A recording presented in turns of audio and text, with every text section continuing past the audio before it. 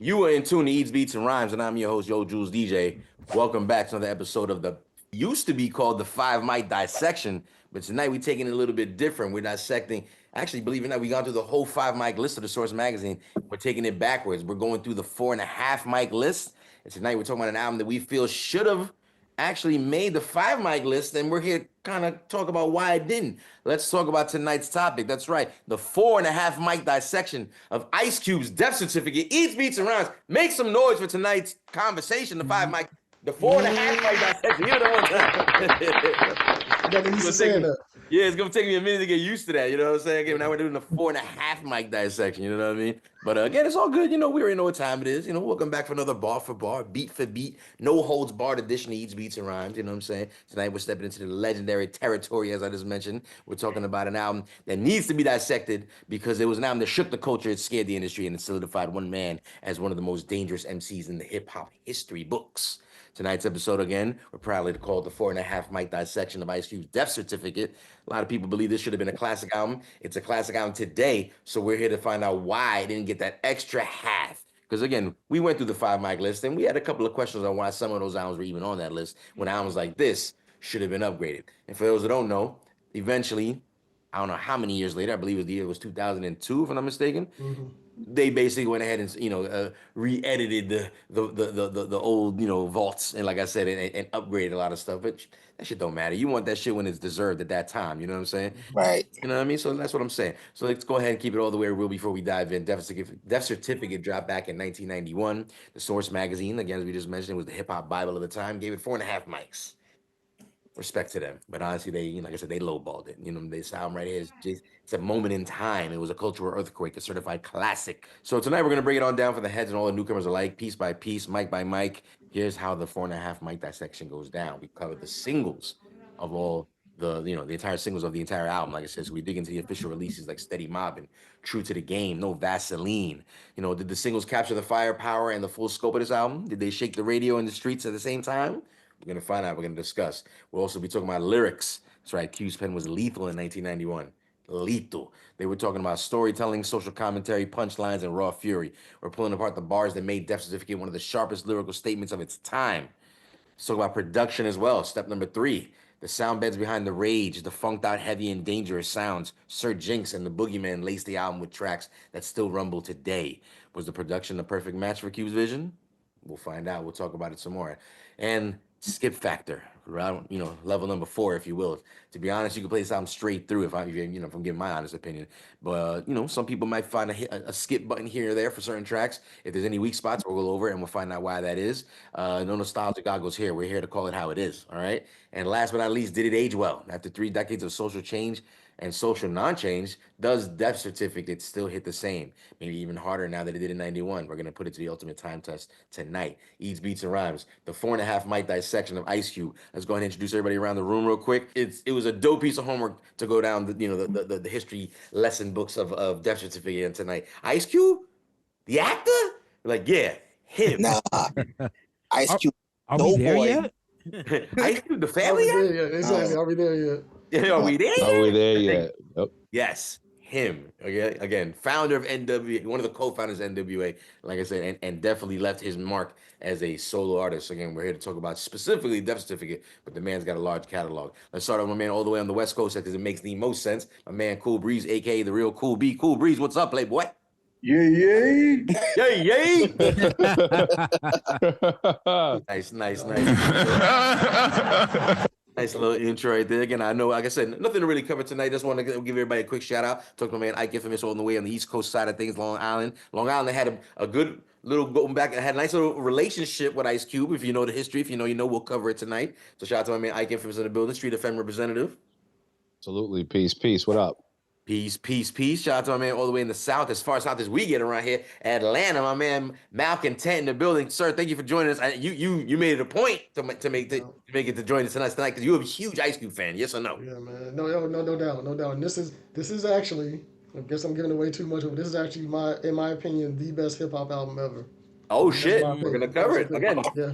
Should have got a 5. We're talking about 4.5. You know what I'm saying? Yeah, no Shout out to doubt. Immortal God in the building, Li in the building, as we just discussed. Again, talking Ice Cube, Long Island. Yeah, Long Island definitely pops up in an Ice Cube conversation again, almost to a degree of like, what do you call that shit? Like a life raft, right? Like the a lifesaver to a certain degree. I mean, he needed that next sound, and he came. You know what I'm saying? He came to that. He missed Queens by this much, but he got close. No, Long Island will take he it. knew Here we exactly go. where he Here we was go. going. Man. It was He knew exactly where he the was going. studio. It was whatever. Shout out to my man DJ Scandalous in the middle, aka Baba Midi. What's going on, man? What up, man? What up? What's good? Chilling, man. Again, excited about tonight's conversation. Again, we're talking about why this album got 4.5, which I think we all know deserved. We just feel like it might have deserved an extra little half. You know what I'm saying? To give it that 5 mic status. Trip C from Queens, executive producer Trip C. If you don't know him, he's Beats and Rhymes. Sir, what is going on? What's up? Yeah, we gotta represent for Doughboy today. Doughboy, he said, "Don't call me that."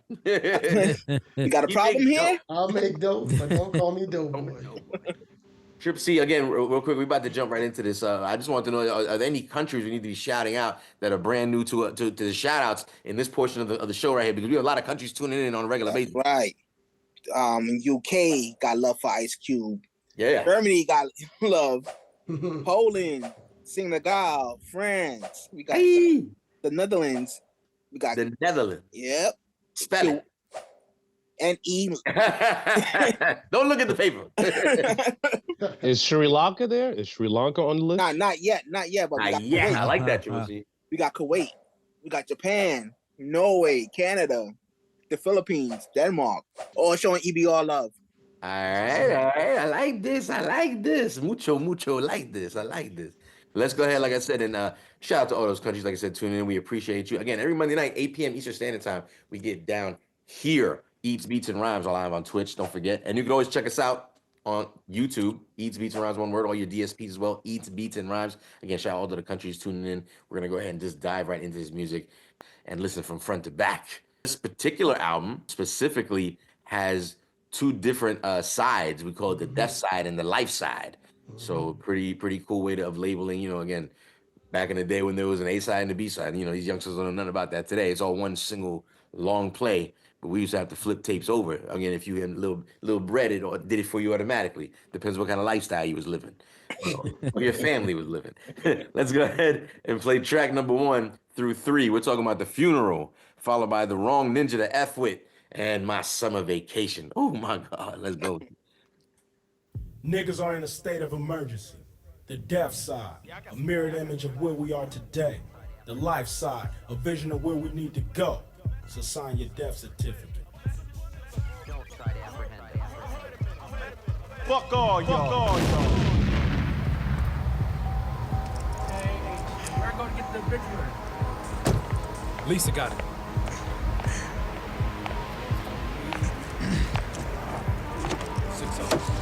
Go around that side. All right, on 3. Got it? 1, Yeah. 2, 3. Lift.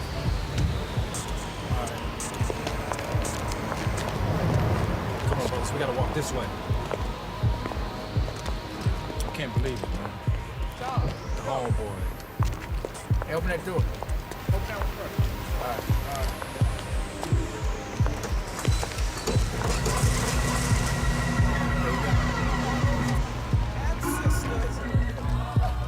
Come together by God's demand, whether it be for life or death.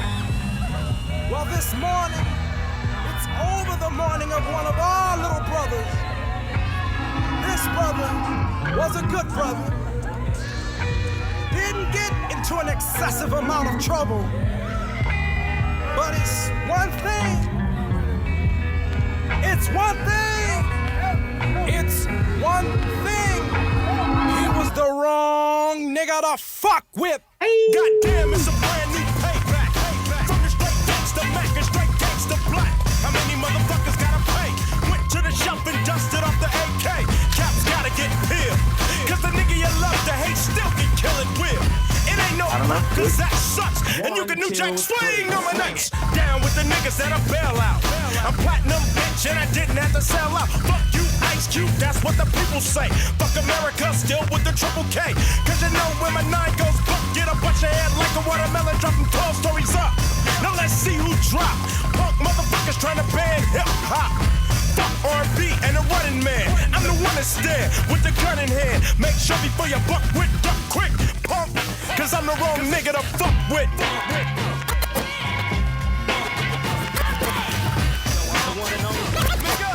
I'ma let y'all know one thing, man. Hell yeah, it's on, you better tell him. Ice Cube and I'm rolling with the motherfucking LM. It's the #1 crew in the area. Make a move for your gat, now bury ya. Ashes to ashes, dirt to dirt. Punks when I put in work. Cause lynch mob niggas are the craziest. And y'all motherfuckers can't fade my shit. South Central, that's where the lynch mob dwell. Hitting fools up with the big ass cell. One time can't hold me back. Sweatshirt, khakis, and croaker sacks.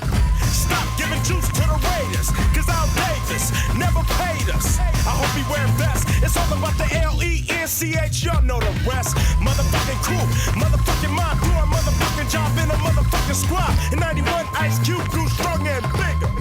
And I'm the wrong nigga to fuck with. Wait a minute. Drop an old school beat. Like I said, it's a brand new payback. 991, let's see who beats get jacked. Surging school a little bit taller. Keep the whack beats out. True motherfucking baller. And hoes can't roll on. Even bitches looking like in vogue. Gotta hold on. Don't let me catch dough gates in traffic. I got a habit, the pillars cap backwards. I hope he wear vest too. And his best blue. Going up against the Zulu. Break his spine like a jellyfish. Kick his ass till I'm smelling shit. Off with the head, I say, and watch the devil start kicking. Run around like a chicken. Grand Dragon finger licking. Yo, turn him over with a spatula. Now we got Kentucky Fried Cracker. Mess with the cube, you get fucked quick, pig. Cause I'm the wrong nigga to fuck with. Last person in the world you wanna fuck with. Last person in the world you wanna fuck with. Last person in the world you wanna fuck with. This is the final boarding call for flight 1259 departing from Los Angeles with destination to St. Louis. Let's go right here. Damn, G, the spot's getting hot. So how the fuck am I supposed to make a knot? Police looking at niggas through a microscope. In LA, everybody and their mama sell dope. They tryna stop it. So what the fuck can I do to make a profit? Catch a flight to St. Louis. That's cool, cause nobody knows. We stepped off the plane. 4 gangbangers, professional crack slangers. Rented a car at wholesale. Drove to the ghetto and checked in a motel. Unpacked, then I grabbed your 380. Cause where we staying, niggas look shady. But they can't face South Central. Cause busting the cap is fundamental. Keeping out every block close. Seeing which one will clock the most. Yeah, this is the one, no doubt. Bust a U-bone and let's clear these niggas out. Hey, man, what's up, nigga? This is Willis nigga. Now clearing them out, mid-casualties. Still had the LA mentality. Bust a cap and out of there in a hurry. When you know, a drive-by in Missouri. Them fools got popped. Took they corner next day, set up shop. And it's better than slanging in the valley. Triple the profit, making more than I did in Cali. Breaking up rocks like burning rubble. Cause them mark-ass niggas don't want trouble. And we ain't on edge when we do work. Police don't recognize the khakis and the sweatshirts. Getting bitches and they can't stand her. 1991 Tony Montana. Now the shit's like a war, a gang violence. Well, it was never seen before. Punks run when the gap busts. 4 Jerry Curl niggas kicking up dust. And some of them are even looking up to us. Wearing our colors and talking that gang fuss. Giving up much love. Dying for a street that they never heard of. But other motherfuckers wanna stand strong, so you know the phrase. Once again, it's song. At the top of the news tonight, gangs from South Central Los Angeles, which are known for their drive-by shootings, have migrated into East St. Louis, leaving 3 dead and 2 others injured. No arrests have been made. Police say this is a nationwide trend, with similar incidents occurring in Texas, Michigan, and Oklahoma. My homie got shot, he's a goner, black. St. Louis niggas want they corner back. Shooting in snowy weather, it's illegal business, niggas still can't stick together. Fucking police got the 411 that LA ain't all surfing, son. But we ain't thinking about the boys, feuding like the Hatfields and McCoys. Now the shit's getting tricky, cause now they looking for the colors and the dickies. Damn, the spot's getting hot from the battle. About to back up and start slinging in Seattle. But with the nuts. Right about 6 in the morning. Try to catch a nigga when he's yawning. Put his clock to my chest as I pause. Went to jail in my motherfucking drawers trying to give me 57 years. Face will be full of those tattoo tears. It's the same old story and the same old nigga stuck. And the public defender ain't giving a fuck. The fool must be sparking. Talking about a double life plea bargain. You got to deal with the Crips and the Bloods by hand, G. Plus the Black Gorilla family. And the white pride don't like my side. And it's a ride if anyone knows die. No parole or probation. Now this is a young man's summer vacation. No chance for rehabilitation. Cause look at the motherfucking years that I'm facing. I'ma end it like this, cause you know what's up. My life is fucked. Police, eat a dick straight up. Look here, you little goddamn nigger. Eat a dick. Hey, man. JD. My Summer Vacation, one of the most played songs on this album. If you're looking at DSP numbers, I had to make sure we get pretty much. That was pretty much it. There's like a few seconds left. I'm sorry if I cut it off a little too early. If you want to hit the story at the end. Long story short, it gets nasty. But let's talk about the first 3 tracks we just went through. Again, if you're just tuning in, Eats Beats and Rhymes presents the 4.5 mic dissection of Ice Cube's Death Certificate. We're here basically to talk about why I didn't get that full 5 mic rating. I mean, they obviously got it wrong. This album goes down as a classic. Everybody here is in agreement. So let me know what you think in the chat. Let's talk about it. First of all, The Funeral. Again, cool little intro. Had to let it rock all the way through. It gives you kind of a story again of where he's coming from, and then jumps right into the wrong ninja to mess with. You know what I'm saying? Ooh. Vicious, boy. Guys, I mean, you want to speak on it, Mal? I mean, we talk. Yeah, I mean, like, Way just the beat also. breaks down. I mean, Yeah, I mean, all I can say is this, like, you know, it kind of reminds you a lot of the opening for America's Most Wanted. They kind of build up, you know what I mean? He got electrocuted in the other one. This one, he's like a dead dude, you know, people moving the casket, whatever, right, to the funeral. Mm-hmm. But I mean, it's like a lot of build up. You can feel the music, like, building up and stuff. And then, like, you know, obviously, like, in my opinion, the ninja you love to hate, since we using ninja, the nigga you love to hate from the first album, like, beat-wise, ain't nothing really messing with that, in my opinion. But to me, just like the energy, the bars, like the beat is cool on this. It's really, really dope. It just ain't as good as Nigga You Love to Hate. But the bars and the energy and like the way he just coming, just like lyrically, just slaughtering everything and just ripping shit. Yo, the Nigga You Love to Hate is that song. I mean, not sorry. The Wrong Nigga to Fuck is that song. I mean, he just like brought it. Like, it's just, you know. He had a lot on his mind. Yeah, man. You bust your head bust like a watermelon dropping 12 stories up. Come on, man. Just like the visuals, man. I'm just like, yo, this dude saying all kind of crazy stuff in here, man. So yeah, he just brought it, man. I'm sorry. I'm gonna stop talking. I'm gonna let y'all go, but that was a great opening track in my opinion. I mean, what can we talk about the production? Sir Jinx on the beat on the first track. We get the Boogeyman following up on the second.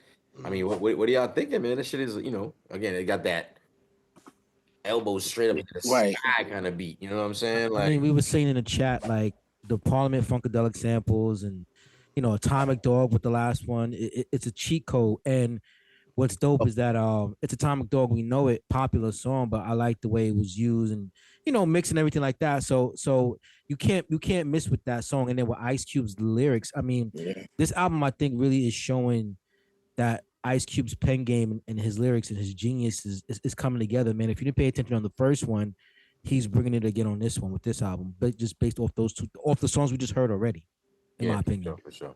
And it's a very much like bouncy West Coast. Like, you know, he's like, obviously he don't have, you know, Bomb Squad doing the production on this. They got a different type of sound, but he still had the same amount of energy, and it's just more like that bouncy West Coast like funk influence, but he still was like murdering it. You know what I mean? So it's nice to see the versatility. I'm sorry, I didn't mean to jump in. Go no, ahead. I'm saying when you hear Ice Cube, that's what you think of. That Ice Cube had that sound on lock. That's what I was gonna say earlier. It was like this is a very like iconic, but like this is Cube sound. Like he was able to take this and kind of make it his for as many times as we've heard the cheat code with the Atomic and the Funkadelic. You know what I mean? Very iconic to Ice Cube. I have a question for y'all, and only because it keeps getting mentioned the Atomic Dog cheat code, which we know it is, but this is 91. It's like this was like, I'm not gonna say he's the first because he's definitely not the first, but it was just more like, was it the cheat code yet? You know what I'm saying? It was still. It was a cheat code from the moment that song was created, dog. Exactly. Like that one of the flyest. That's one of the greatest songs all time, dude. Like just point blank period. So you can't miss. Like if you were to sample that and mess it up, you deserve to get beat down more. I agree. I agree. Like if you sample Atomic Dog and miss and fail, it's like fail. What are you doing? What are you doing? Exactly.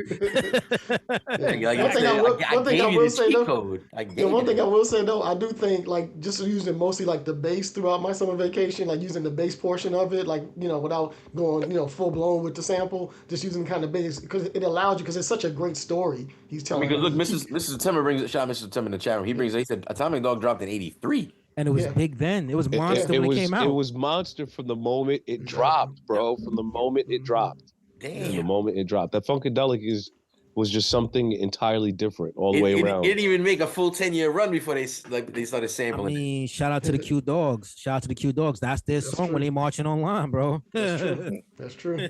Can we talk about again the obvious? One of the things that I mentioned coming back, from playing the music segment was, like I said, the fact that my summer vacation is in the high, numbers as far as most played on this album.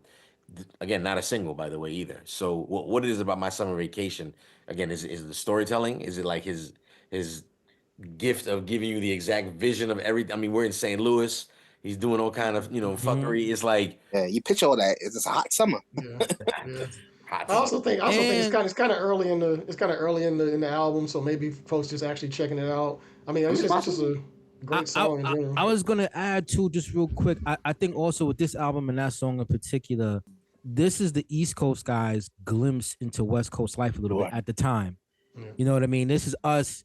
We know about West Coast. We know NWA. We know a little bit. But unless you've been out of town or unless your family lives over there, something like that, you really don't know how the West Coast works per se. You know what I mean? And when you hear like how East Coast cats, you go out of town, you go to Virginia, you go to Ohio, and out there cats is, what I'm saying, you go to St. Louis to get your work on. You know what I mean? So St. Louis. So it's giving us. I think it's giving us a glimpse into how it is on that side as well. And I was also going to say, man, I think just historically, right? So he's actually kind of chronicling, kind of like, because about like the whole crack epidemic out there, out west as well. And the fact that it started moving out to like different areas, you know what I mean? So this kind of chronicles like, really what kind of was happening at that time, you know what I mean? So it was like, it's so vivid. I mean, he pays his homage, with the 6 a.m, things, about getting raided at that time. And then even just the whole fact of, like typical Ice Cube writing, he shows the consequences at the end. He's not just talking about being super gangster. He talks about what's going to happen to you. So I love the fact that it ends, like a very realistic type of thing, showing brothers what's going on when you're in this life. You know what I mean? Shout out St. Louis. Shout out Arkansas, man. Shout out Arkansas. No doubt. Arkansas is as hood as it gets, though. Again, so we're gonna go ahead and keep playing some more music. Again, like Ice Cube just giving us a little taste in the beginning, like I said, of what Death Certificate is basically gonna roll it out to be. We knew it's a classic. Again, we're here to basically give it its flowers. Eventually, the Source magazine got it together as well, and they gave it the 5 mic rating that it deserved. But again, shit later on. What were you thinking? What was that, like 11 years later? Like, nah, need that shit immediately. You know what I'm saying? So, long story short, we're gonna play another 3. Actually, maybe I'll leave it up to you guys at this point. So, the next track we're gonna play is "Steady Mobbin'," which we know is a single. Yeah. The next one after that is an interlude, the Robin Lynch. Going right into "Giving Up the Nappy Dugout," followed by "Look Who's Burning." And it has the classic intro. So I was gonna ask you guys want me to play the Robin Lynch? You can skip that. Intro, we can skip it. Just go. So we'll go with "Steady Mobbin'," "Giving Up the Nappy Dugout," and "Look Who's Burning." I used to cue that intro for Nappy Dugout, Joe. You want me to get that? see if we can get that together. Say Triple C, pay attention to the edits on this one. I might need a little. Yeah, "Steady Mobbin'." Again, a single. Actually, the first single of this album, if I'm not mistaken. Yes. "Steady Mobbin'." God damn. The bigger the cap, the bigger the pillin'. And when dealing with the lynch mob, you got to know steady mobbing is not just the name of this jam, but a way of life. Bound together by motherfuckers that's known to break them off something. Give it to me. Here goes the neighborhood. Here goes the neighborhood. Here goes the neighborhood. Here goes the neighborhood. 4 or 5 niggas in the mothership, better known as a dukes, and we all wanna smother shit. Front and back glass got tint, trying to get a hand dollars and cents, and fools can't hold us. Every chance we get, we hitting up the rollers. Coming up short of the green guys. And I might start slinging bean pies or the bootleg t-shirt of the month with "You Can't Touch This" on the front. I'm out to get rich, cause life ain't nothing but money and fuck a bitch. They drop like dominoes, and if you didn't know, Ice Cube got drama hoes. So after the screwing, I bust a nut, get up, and put on my white unit. I'm out the door. All you might get is a rubber on the floor, cause I'm ready to hit the road like Mario Andretti, bitch, cause I'm steady mine.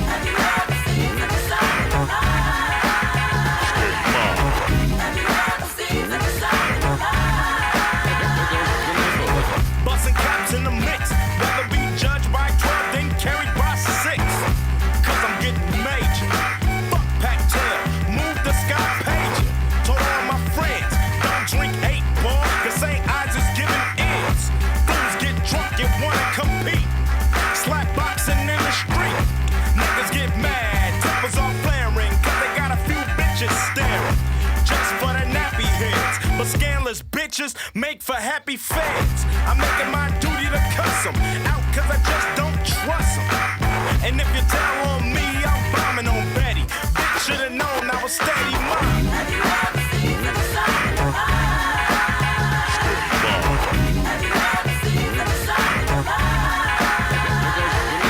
Since one time so hot, got me a stash spot in my hoopty butter Glock, cause I'm rolling on rims, eating soul food, neck bones from M&M's, growing like a motherfucker, greasy ass lips, now I got to take a shit, saucer jinx belly, when I hit a left on roof felon, what up, blow?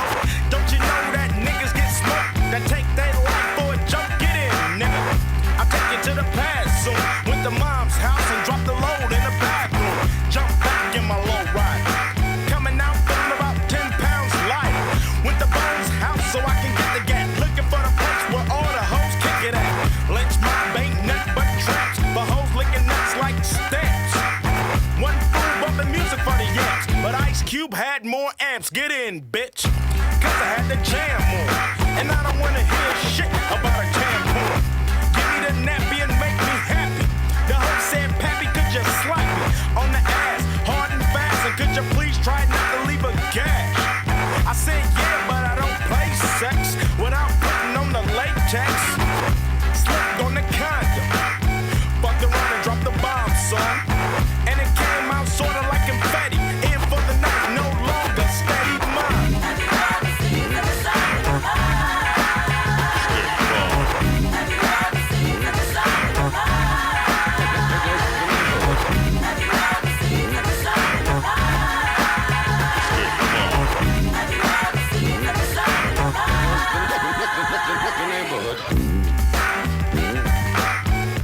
Ooh, that shit go hard, boy. That thing was crazy. Again, we're gonna go the ahead. Ewings, bro. The white Ewings. And the white Ewings.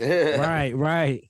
We're gonna go ahead, like I said, about skip that. the next interlude, the Robin Lynch skit. We're gonna go ahead and jump right into it. Again, Q the first one because he said it in the last verse, so he dropped it. You know what I'm saying? Giving up the nappy dugout. No, this is from Kane.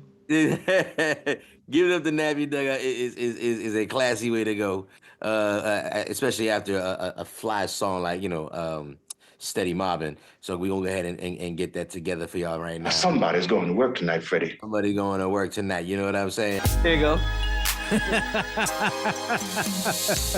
You may be young, but you're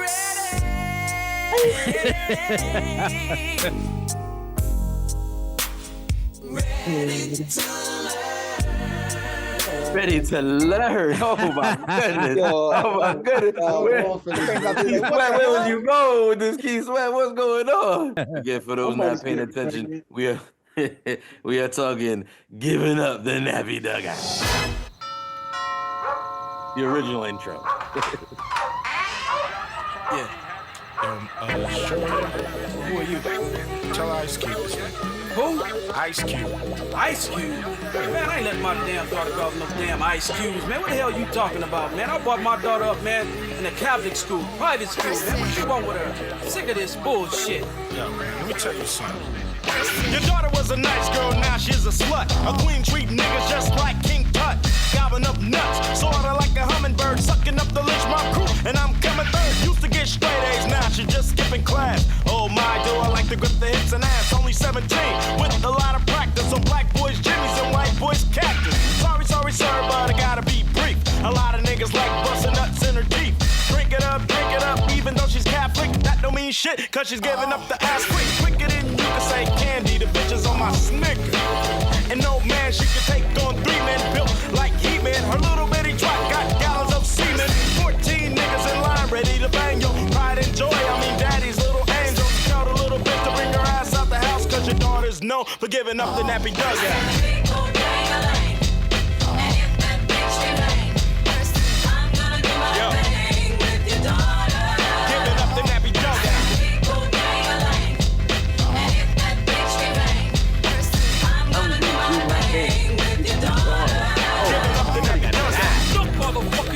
From the front of my house with that old goddamn bullshit. You curly ass motherfucker. You better get out of here with your lying ass, man. I used to go lying motherfucker. Mister, before you make me go, I'm here to let you know your little girl is a hoe. Nympho, boy, is she bad. Get her all alone and out comes the knee pads. I know she is a minor and it is illegal, but the bitch is worse than Vanessa Del Rio. And if you decide to call rape, we got the little hooker on tape. Next, tell the fucking slut to please hurry up and wear that dress that's tight on her butt, so I can finger fuck on my way to the bed. Been in so many rooms, she got a dot on her forehead. Face turning red from grabbing them ankles. Fucking get up as I do them stank hoes. You should hear how she sounds with a cock in her boots. Get nice from here to Czechoslovakia. 2 on top, 1 on the bottom. First nigga got the boots. Man, you should have shot him, cause after I got him, it was over. Now niggas get lucky like a 4-leaf clover. On daddy's little girl, she keep nuts in her mouth like the bitch was a squirrel. So tell Short to bring her ass home, cause the line in my house is getting long. Hey.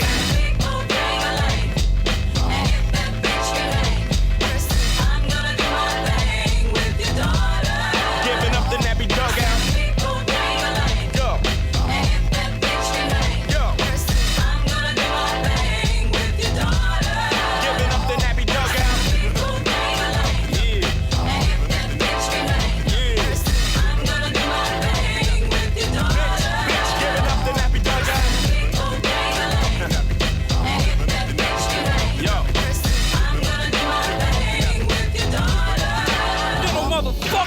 Daddy, where did he go? I'll tell you where he went, goddammit. Percy. Giving up the nappy dugout. Giving up the nappy dugout. Giving up the nappy dugout. Giving up the nappy dugout. Giving up the nappy dugout. Giving up the nappy. Now I know who said it first. Giving up the nappy dugout. Giving up the nappy dugout. Percy. What you doing up here anyway, nigga? Man, I came up here to get some brothers, man. What you doing up here? Yeah. I came up here to get a physical, you know, for my job. You gotta get a physical and shit. With... Oh, that's me right there. Hey, man, you stay up, man. Be careful. All right then, homie. All right. Philip Brown? Yeah. Can I help you? I like to get a physical and shit. We don't give physicals here. Oh, you don't? No, all we test for is VD, herpes, syphilis, and gonorrhea. I like to see a doctor. What's the matter? You burning? Huh? Stepped out my house, stop short. Oh, no. Why is my thing burning like that? Stepped out my house, stop short. Oh, no. Whatever, I done stuck my dick. I went to the free clinic, it was filled to capacity. Now how bad can a piece of ass be? Very bad, so I had to make the trip. And thank God, I didn't have a trip. I was there, so I hope couldn't give me that. Just to get 20 free Jimmy hats. Now look who I see. Ain't that, yeah, that's the bitch from up the street with the big fat tail, who always told Q to go to hell. She thought she was wiser. Now she's sitting in the weight room burning like heat miser. Yeah, I see her. First Miss Thing, now Miss Gonorrhea. Man, it's a trip how the world keeps turning. It's 1991, and look who's burning. This is a girl playing politics, yeah.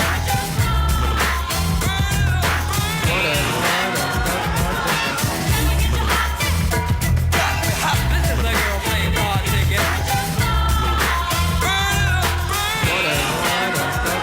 Now everybody is a victim, you can go see him, and you'll hear more claps in the Coliseum. Sitting there all quiet and embarrassed. Up there go that bitch who was careless. I remember she wouldn't give the cot to anybody who lived on the block. Now, ho, look what you got. Bend that big ass over for the shot. Cause somebody is piping hot. Dripping like a faucet, I'm glad I didn't toss it. Got you a college boy who was worse than me. And he probably fucked the whole university. Still wanted him to dick you down, kick you down with some bucks. Now who got fucked with a nigga for the money he's earning? But ask for some water, bitch, and look who's burning.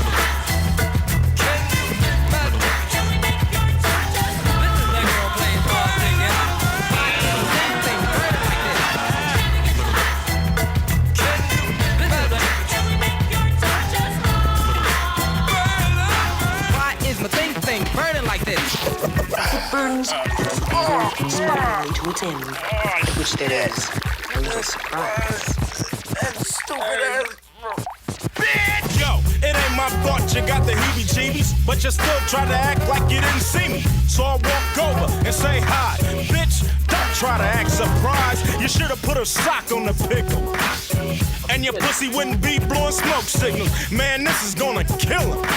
Guess who got a big fat dose of penicillin? They'll ask who, and I'll tell them you, the new leader of the big booty crew. And after the day, I'm sorry to say, you come through the neighborhood, you couldn't give it away to a nigga who's out to get major paid. But you'll have them pissing out razor blades. But a bitch like you will be returning with the HIV. R.I.P. You can't trust the big one and the small. You can't trust the big one and the small. You can't trust the big one and the small. Whatever, I done stuck my dick in. Yo. Wow. Yo, Ice Cube had many homies with daughters. Permanent punishment. They was grounded. They couldn't come out. For real, man. That's one of those songs you look back on it and you're like, I don't know. That's what, like, when I hear that song, it's been such a long time since I've. Because now you're the father opening the door. Yeah. Or you're the age of it. You're like, oh, And I will be my in a daughter few running years. into this. Yeah, I will be in a few years. So yeah, I know it's tough, man. Yeah, no, you're the father. So like I said, but you were once the dude knocking on the door. Like, Tell her Triple C's here to pick up. Triple C, I don't know goddamn Triple C. I know what your little ass is about, you fuck ass mother. I wouldn't even let her go out with a double. Are you crazy? Triple. Are you on mind?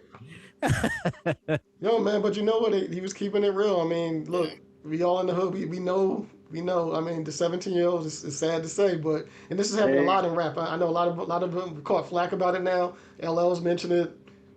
Even women like MC Light, like a couple of them mentioned stuff like this about underage. But hey, keeping it real. This is real life. You know. Yeah. Keeping it real goes wrong. But you know what, I'm though? just saying, look, man, they talk about what they see, what goes on in the hood. So I mean, hey. And just to add, like this was again, right, 1991. This was still part of our education, because where are you gonna hear? I guess in comparison now, where adults were dissecting it, it could sound crazy once we're dissecting it like this from this angle. But if you're a young teenager hearing this, like, man, I don't want to go through that shit. Thank you, Ice Cube, because hearing that story gonna make me at least think twice. You know what I mean about certain things. Yep. And the fact that he was responsible enough to, like, after that have it go into the, look who's burning. So it's not like he's showing like the craziness and the consequences, like he's not just being like talking reckless. It's that he got a method to his madness in this album. I'm sorry, I ain't mean to interrupt, Cool B. No, I'm just saying that we're adults now and thinking about it. I know some of you guys got kids and stuff, and it's like, what are you gonna do when that man knocks on the door?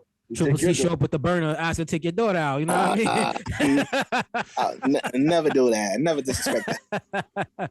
Never disrespect pops. My mama told me put the burner away. You better come up with a plan of action, man. Yo, was it me or I could be reaching here, right? Giving up the nappy dugout, right? So the name of that actual song is called Hip Hugger, the actual sample. Mm-hmm. And then it's crazy because Look Who's Burning is a song called Sister Sanctified. So I'm like, am I reaching to correlate those two records that they were used to make these songs, or am I reaching? Very possible. No, it's possible. It's quite possible. I could see that being a point of inspiration or a point to start the record, because that that Booker T record, that Hip Hugger is a very popular. Yeah. It's a very popular record, so I can see it being a little bit of an inspiration. And also, Sister Sanctified. So obviously, this is a couple of years after after BDP's album, second album. So obviously that the sample's been around, but it's like KRS made it big with with My Philosophy. So it's kind of like I think and there's a lot of great samples in this album, man. Like I even love the cutting up of like like the using the Kumo D, Kumo D, yeah. burning and looking and using the he used so many like little things from folks or whatever, like the KRS one from Jimmy, You Can't Trust a Big Button to Smile. Right. Hey young folks, that wasn't Bellevue DeVoe that said that first. That was KRS One and Big Out Productions. They said that first. Who they cutting up when they talking about cutting up the nappy dugout? That's Kane. That's Kane. Bro. Kane, I knew it was Kane. Yeah. Okay. Wasn't that the Jungle Brothers in that joint? He said, with the line, what am I stuck my Jimmy into or something like that? No, but that was Kumo D, right? Kumo D. What Go see the doctor. Yeah, go see the doctor. Okay, all right. I thought that was the JBs at first. So also too, man, just to sum this up. So this album so far, man, you have again, you see Ice Cube's genius as far as it's socially aware. You have kind of like street joints, but then you have socially aware joints that kind of teach you at the same time, which is very important for 1991. Let's be clear, 1991 is an important. But is he for this teaching time. you though? Is he teaching you? I mean, because just for a second, when you think about it, again, he's young. I don't know how old he is in 91, but I mean, just look at the name of the songs, for example. We covered from beginning, right? The Funeral, The Wrong Ninja to Mess With, My Summer Vacation, Steady Mobbin'. Mm-hmm. I guess you could say Steady Mobbin' is kind of like the teachable moment to a certain degree, right? Oh man, take it as the context. The context, man. Look, look, he started off the album by saying the death side, right? A picture of where we at and all messed up. The light side, the picture where we need to go. So this is the death side. This is all this is all the stuff that's harming us and that's bad. This is bad behavior. Yeah, the fact that black folks are dealing with all this stuff the way we are, he's showing this stuff and he's showing the consequences. This is genius, bro. Crazy thinking at that age. But you know what? Also, he did that with NWA too. Let's juxtapose 1991 versus 2025. Me personally, right? When I had like an older cousin or older heads that I was around, I was like, look, you rolling with me, you be quiet, you pay attention, you listen. If I'm gonna tell you what to do, I'm gonna tell you what not to do. You shut up, you listen, blah, blah, blah, blah. That's how you move, right? And that was the respect that you gave back then in knowing your place, right? Whereas like now we joke, but like you got young cats, a YN is somebody who's 21 trying to school a 45-year-old person. It's like, well, that's not how this is supposed to work. Yeah. It's not supposed to work that way. Yep. You're supposed to get the knowledge from your elders or your older heads, even if it's just an older teenager that's within your age group. You know what I mean? To put you on where it's not like that. So that's kind of what I'm saying with the teachable moment to this. That's kind of like my angle for it. Yeah, and you got to remember, this is 91, so it's not the same access with computers and information and right. If you've never been to California, I have no idea what California is. It's only based off of what I see off hip hop videos, and you know what I mean. So I can understand it. Yeah, I think the genius of this is that everything he's saying is applying to like, especially like black people in America. This is very much a black people in America where we at and what we dealing with type of album, right? So this stuff is applying to this applies to the hoods in New York, the hoods in Chicago, like all the stuff he's talking about, to a different degree, but it's the same type of stuff, that people are going through, It's a lot of similarities. When you think that, okay, you're on the West Coast, one major city in, let's say New York, on the East Coast, and you think like, okay, well, they're dressing this way and they're dressing this way over here in the East Coast, but it's like, it's a lot of similarities because cats are pretty much doing the same thing or just on different coasts. Can we talk? I mean, I agree with everything everybody's saying, but I also want to get like a little lighthearted about it too. Can we just talk about the funny ass intro again? And why he's keeping it super real? He's doing all this. Like you got that scenario, homeboy, at the free clinic. Somebody get a physical. Somebody burning. Yo, she played him. The way she called him out is disgusting. Yeah, that's disgusting. You don't do physicals here. I'm standing by this. I'm standing like I can't get a physical. For my job, you know what I'm saying? I can't get a physical. But even Cube, like Cube's up there, like he's like I was up there because the whole couldn't give me that. I'm just up there to get 20 feet Jimmy hats. You know what I mean? Ain't nobody there for what you know what I mean? It's like ain't nobody got nothing. Yeah. Yeah. So Oh, but Steady Mobbin is a single. I mean, makes sense. Dope video too, if I remember correctly. I always thought that was Pooh. Again, Boogeyman on the beat. So basically, Sir Jinx and Boogeyman are the producers of the entire album. Is anybody familiar with the Boogeyman besides this album? Because I am not. They did their thing so far. They're killing it. I mean, but have we heard from them again? Does anybody I know this? wonder. I Did thought they it was do one any, person. Is it one person? I mean, it says I men. don't know. So I think they produced on Adele's album too, right? Am I wrong? You know, yeah. They also Adele's did first album. I think Jinx and Boogeyman also did a Coogee rap album, if I'm not mistaken. Also, Well, Jinx, you're absolutely right. Yeah, absolutely. I was talking more about the Boogeyman because Sir Jinx definitely he's got his own history. Jinx definitely, he solidified himself in the books as well. It was Boogeyman that I'm more interested in because again, a lot of these songs I thought were Pooh, and I didn't know it was the Boogeyman, and I thought that West Coast sound was always Pooh for him. And as far as like the secret weapon, and I'm like, there you go, Boogeyman did Steady Mobbing. You know what I'm saying? They did Giving Up the Nappy Dugout. You know what I'm saying? My Summer Vacation, all joints that I was like, oh, I used to sweat these joints. And it's a funky sound too, man. Like it's dope, man. It's just they crap like this is again Bomb Squad, definitely page from the Bomb Squad with just layering of the samples and knowing how to construct the music and construct the songs and construct the sample palette, man. Yeah, you could definitely tell that the inspiration from the Bomb Squad on this album. You could hear it instantly, automatically. Agreed. Controlled chaos. But I was just gonna say real quick, like Steady Marvin, man, that song is just really all about grinding, like the mentality of just grinding, trying to make money, get whatever you want, get yours type of thing. It's such a funny song, man. I mean, everything about that song is just like fun. The beat is dope. Like all the stuff he's saying, it's just like hilarious, man. It's just like a fun visuals of like everything. You know what I mean? The video was cool too, but I didn't even need the video because I just pictured everything he was saying before the video even came out, man. Well, here's the thing. I'm gonna add on to that now. If you look at Ice Cube's track record with his music and his videos, like anytime he's on a beat, 9 times out of 10, Ice Cube is gonna murder that beat. It's like a match. And then always with Ice Cube, his videos have always been visual and always had like a story to it. So it's like that is not going to change. Till this day, it's still the same thing. Yep. And it just keeps getting better and better, man. Even when you think like, all right, he put something on, I'm like, all right. And you listen to it, like, oh, this joint is kind of fire, man. It's still like he stays in a certain pocket and then he just rides that wave all the way through, man. Yeah, I want to say that this album sounded like he had elements of the Boys in the Hood. Like, I don't know if he, did the album after or before.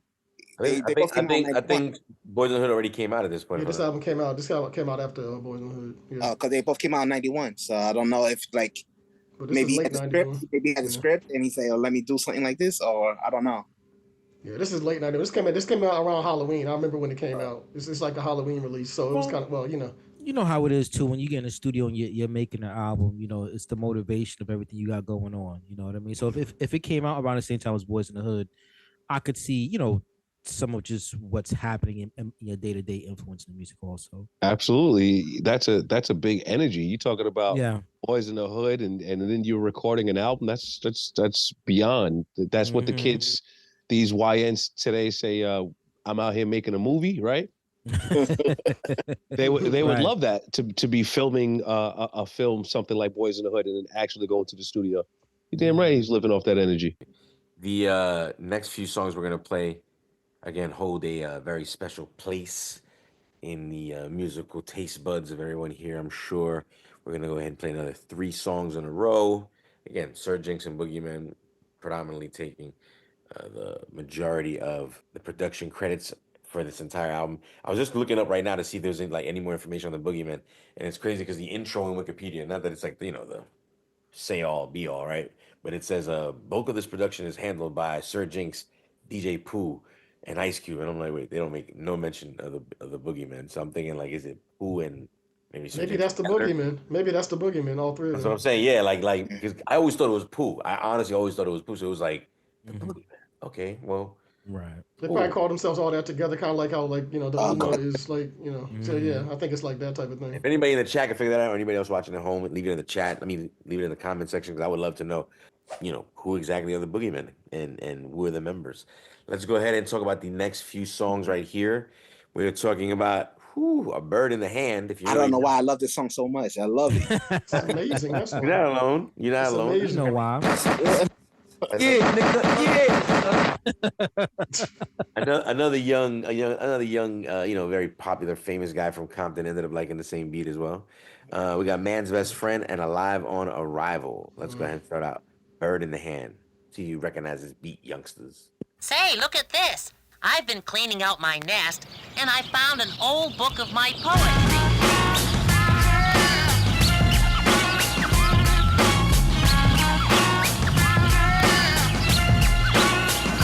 Fresh out of school, cause I was a high school grad. Got to get a job, cause I was a high school dad. Wish I got paid by rapping to the nation, but that's not likely. So here's my application. Pass it to the man at AT&T. Cause when I was in school, I got the AEE. But there's no SC for this youngster. I didn't have no money, so now I gotta punch the clock at a slave and be happy. Man, but Whitey says there's no room for the African. Always knew that I would clock G's. But welcome to McDonald's, may I take your order, please? Gotta serve your food that might give you cancer. Cause my son doesn't take no for an answer. Now I pay taxes that they never give me back. What about diapers, bottles, and Similac? Do I have to sell me a whole lot of crack for decent shelter and clothes on my back? Or should I just wait for help from Bush or Jesse Jackson and Operation Push? If you ask me, the whole thing needs a douche of Massingale. What the hell crackers sell in the neighborhood? To the corner house bitches, Miss Parker, Little Joe, and Todd Bridges, or anybody that he know. So I caught me a bird better known as a kilo. Now everybody know I went from Poe to a nigga that got dope.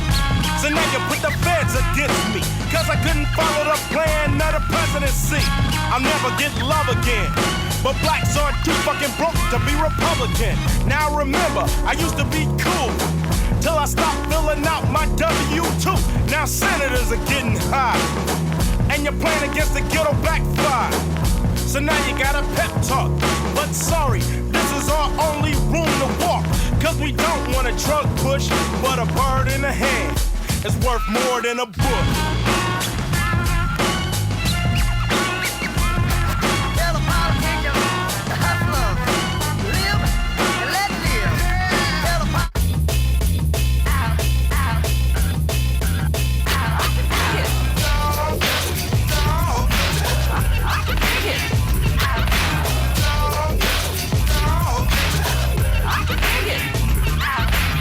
Another topic I'm addressing, so learn a quick lesson about your Smith & Wesson. Sit your ass back and comprehend as I let you know about man's best friend. Now remember, it used to be a dog like Lassie, but now in 91, it's a gun if you ask me. Just like a Jimmy hat's used for protection, I use my 9 when suckers start to flex. Cause if you run up and try to play mine, I'd rather have an AK than a fucking K9. Cause if you shot your gun and my dog tried to fetch her, me and the dog's going out on a stretcher. And I ain't with that, so I gotta get that big black cat. Aim and I hit that, forget about a dog, fool. He'll shit in the den nowadays. A cat is man's best friend. Man's best friend. Here is the reason why Ice Cube packed. Just in case a little punks try to jack. I can't put a motherfucking pet bull under a coat in the small of my back. So I gotta take my Beretta. And I betcha it'll probably work 100% better. Cause it'll keep me out of danger. With 16 in the clip and 1 in the chamber. So this goes to all y'all intruders. Beware of the owner, cause the owner is a shooter.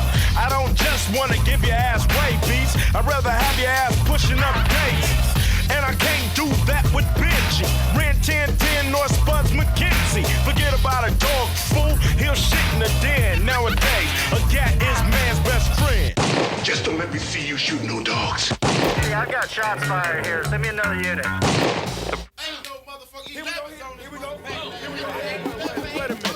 Down at the pet spot, it's me and JD, and they selling more birds than a pet shop. The spot's hot, and everybody nervous. That's when a blue car serve us. Oh, why good fools have to let loose? Her 6 pop from a deuce. Big Tom had to push us. 15 niggas running straight to the bushes for they gas so they can draw down. But why a motherfucker like me have to fall down? Not knowing why I dropped out. Fuck it, still can't afford to get popped out. So now I got a jet. Only ran one block, but my shirt is soaking wet. Trying to see if we got him. Look down and my sweatshirt's red at the bottom. Didn't panic, but I still look cracked out. Yelled to the homies, then I blacked out. Get up, man. Won't keep that nigga Go on, man. Get up, man. Go on. Woke up in the back of a tray, on my way to MLK. That's the county hospital, Jack. When niggas die over a little scratch, sitting in the trauma center. In my back is with a bullet in it. Yo, nurse, I'm getting kinda warm. Bitch still made me fill out the fucking form. Coughing up blood on my hands and knees. Then I heard, freeze, nigga, don't move, yo. I didn't do a thing. Don't wanna go out like my man Rodney King. Still got gappled. Internal bleeding as the bullet starts to travel. Now I'm handcuffed. Being asked information on my gang affiliation. I don't bang, I rock the good rhymes. And I'm a victim of neighborhood crime. Are you the other one that got shot? What kind of a gun was you carrying? No, man. Don't know who it was, man. You're in a gang? What does this matter, man? I'm shot. I need to see an MD. And y'all motherfuckers giving me the 3rd degree. Look at the waiting room. It's filled to the rim like the county jail day room. Nobody getting help. Since we poked, the hospital had moved slow. Now I'm laid out. People stepping over me to get closer to the TV. Just like a piece of dog shit. Now why I die on this nappy ass carpet? 1 hour done passed. Done watched 2 episodes of MASH. And when I'm almost through, they call my name and put me in ICU. Halfway dead, no respect, and handcuffed to the bed. Now the drama starts, cause the bullet must be just a hair from my heart.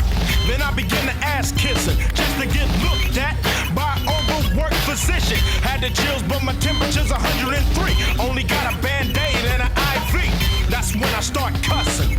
Police steady asking me who did the bust. Who'd you get shot with? 22. Who shot you? I don't know who shot me. Was it gangbangers? Had to be. Why, oh, why can I get help? Cause I'm black, I got to go for self. Too many black bodies at hospital housing. So at 10 p.m., I was out 5,000. Let me live my life.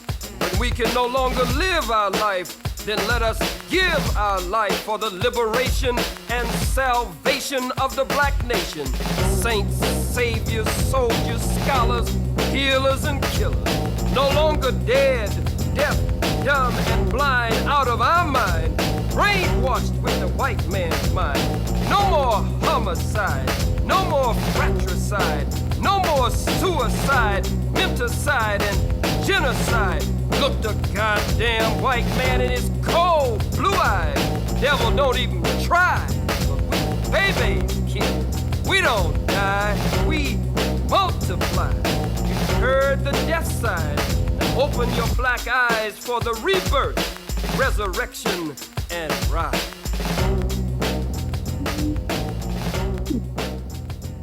For those that don't know, like I said, side A and side B that way, and the side A. I mean, just think about that, man. That one side was just epic enough and better than most albums, in my opinion, just by itself. Just for me. You know, I was just like, damn. Pretty strong side right there. Listen, man, I would just say like the placement of those songs. It's like one song after another. It just flowed, man. Mm-hmm. Yeah, it was It feeds definitely into the well put story. together. Yeah, it was Yeah, my fault. definitely Go well ahead, put together. No, like that's the arrangement and the mastering of the album, so it makes sense. It definitely did a good job with that. Mm-hmm. It's crazy, man. It's like I said, he laid it out at the very, very beginning. You know, for the people that couldn't catch on, he laid it out at the very beginning and just proceeded to do this like perfect, you know, the sequencing, everything, man. And you know, stuff is up tempo and bouncy. Like you can just like jam to it and you're learning at the same time. You keep picking up on stuff, man. What was the name of that last record again? Alive on Arrival? Alive on Arrival, yeah. Alive on Arrival? Okay. These are the last few songs we played. We did Bird in the Hand, Man's Best Friend, Alive on Arrival, and then Death, featuring Khalid Abdul Muhammad, rest in peace. I just want to say something real quick, man. Yo, I don't think people really talk much about it. I know it's a quick song, but Man's Best Friend is hilarious to me. That is some funny shit too. He up been name dropping like all these famous dogs, talking about Rin Tin Tin and Spuds McKenzie. I'm telling you, he just got jokes, man. This just shows like the genius of Cube, because he can talk about some real like hardcore shit, but still be funny as hell. Because I was every time I hear that song, I crack up. You know, I can't do He's that funny. shit with He's funny and still sound mean. yeah, it's me. Yeah, you talk about you can't put a pit bull in the small of your back. I mean, he's just saying funny shit, man. It's just funny shit. It's just like, yeah, that's true, man. You know, yeah, the gun is man's best friend. You know, beware of owner. You know, and all that type of stuff. He just all the dog jokes are like hilarious in this mess, man. And I like as a Bird in the Hand was playing, like it brought me back to that G Unit era, because this was that and the Mechanic, but that beat and the one that they took from Wu-Tang. But those two records, like very, very prominent to the G Unit era, was that Mechanic record and that Wu-Tang record that they use. You've Been Warned. There you go.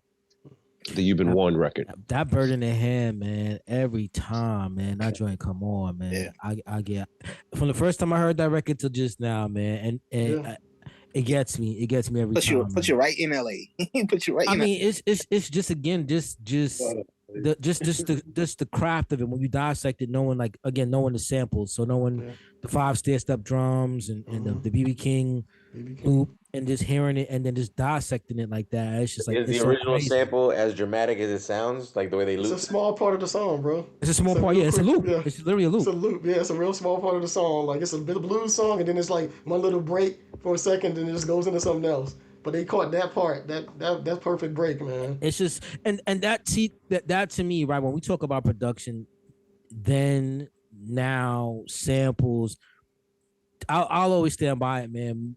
When you sample records, man, it's an art to it, man. You have to know what to sample, when to sample, how to tune it. It's not just let's just loop it and let's just do it. Like it was never that. Like to know how to go in there and pick that particular piece at that time to give that record that feeling, that's an art, man, because your average person they're gonna miss that. Yeah. Absolutely. I'm telling you, Jules, if you listen to that song, right, if you go on streaming and just check it out, it's probably like a 5-6 minute song. There's probably like that minute 4 and it or somewhere around there, and it just lasts about like 8 seconds maybe. It's quick. Maybe it's quick. It's quick. Yeah, it's quick, man. But it's dope. And like when you hear it, you're like, oh damn, that's And it's BB King, so it's like BB King. You don't really sample. At least to my knowledge, I've never heard a lot of BB King records that have been sampled in hip hop. To my knowledge, I could be wrong, but this is one. I can maybe like 1 or 2. That's about it, in my opinion. And all the guitar riffs that BB King played in his lifetime, there's plenty more. You said, there's probably there probably is a handful of songs that have BB King samples in it. We just don't realize it. Yeah. And of course, Jules, you was hinting to like the young folks out there where they've heard this again. King, K Dot. You know what I mean? So yeah, it's dope, man. Good kid in that city. Yeah, man. It's like it's dope. I mean, it's a forever. Like it's not a single release. Shout out to MC8. Song. Yeah. MC8 killed it on the Kendrick joint. Yeah, that's one of the dopest songs on the album. Yeah. But I mean, and what about the genius of just the one in what's the name one Live on Arrival, but like going to the hospital. I mean, and he's even he paints the full picture of everything, man. Like he talked, the overworked physician, the folks stepping over him to get to the teeth. I mean, like the inhumanity. The inhumanity from the cops, from like each other, from other black folks. Yeah, and then he fill out the phone. He just got 2 shot. 2 episodes of MASH. That was crazy. That was crazy. Your man went to urgent care. Yeah, and they put him in 2 ICU. episodes of MASH. He been there a full hour. That's what makes that so important. I know. That's what makes that so important. They put my man in the ICU, and they still got him locked. They still got him like handcuffed to the bed. It's like, damn, man. You know what I mean? So yeah, it's like. So rare, and just the way like the build up of like the bass line in the background, you can hear the heartbeat, sound or whatever, or the instrument or whatever, the sound, whatever. Yeah, like you can hear it in the background. Yeah, man. It's let's keep moving forward. Like I said, since we just finished with side A, if you will. Like I said, we're talking about the death side. Let's talk about flip the tape. Yeah, we're flipping exactly right. We're flipping over to the life side.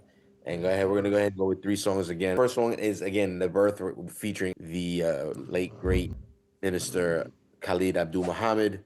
Yo, rest in peace, Khalid Rest Muhammad, in man. Very, very strong speech that he gives. I'm assuming he's gonna do the same right here, followed by "I Want to Kill Sam," "Horny Little Devil," and we should just go with "Black Korea" after that because again, this is a sort of interlude in the very beginning. Yo, this beat is so fire, in my opinion. "I Want to Kill Sam" or "The Birth"? No, The Birth. All right. I've always loved this. Let's talk about it afterwards. "The Birth."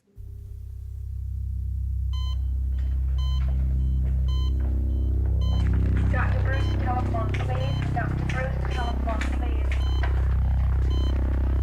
Come on, honey, push a little harder. See the Push. Come on, push. Push. It's a boy. The black man and black woman have no birth, no beginning and no ending. Before Alpha and after Omega. History and history record the black father and mother of morality, medicine, Very J. music, Dillon. and mathematics. The Very J. father Dillon. and mother of all the nations of religion, philosophy, art, science, and civilization. No birthright. All they can say about the black man is he was, he is, and he shall be. Before him there were none, and after him there will be no more. Before we can make a way for the peacemaker, we must kill and get rid of the peace breaker.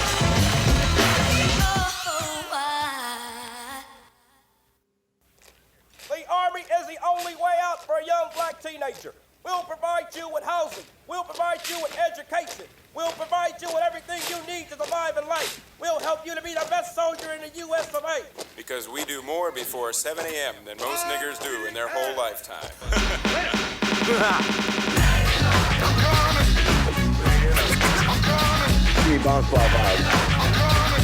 I'm coming. I wanna kill him, cause he tried to play me like a trick. But you see, I'm the wrong nigga to fuck with. I got the A to the motherfucking K and it's ready to rip. Slapped in my banana clip and I'm looking. Izzy and Watts, Oakland, Philly, or Brooklyn. It seems like he got the whole country behind him. So it's sorta hard to find him, but when I do, gotta put my gat in his mouth. Pump 17 rounds, make his brains hang out. Cause the shit he did was uncalled for. Tried to fuck a brother up the ass like a small whore, and that shit ain't fly. So now I'm setting up the ultimate drive-by. And when you hear this shit, it make the world say, damn, damn. I wanna kill Slam.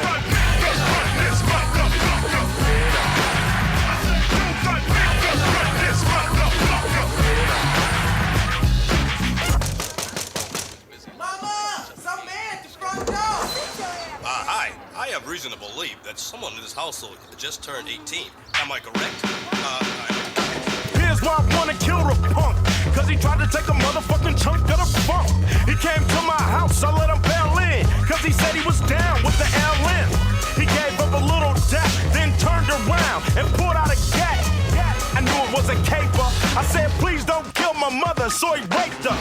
Tied me up, took me outside, and I was thrown in a big truck, and it was packed like sardines. Full of niggas who fell for the same scheme. Took us to a place that made us work all day, and we couldn't have shit to say.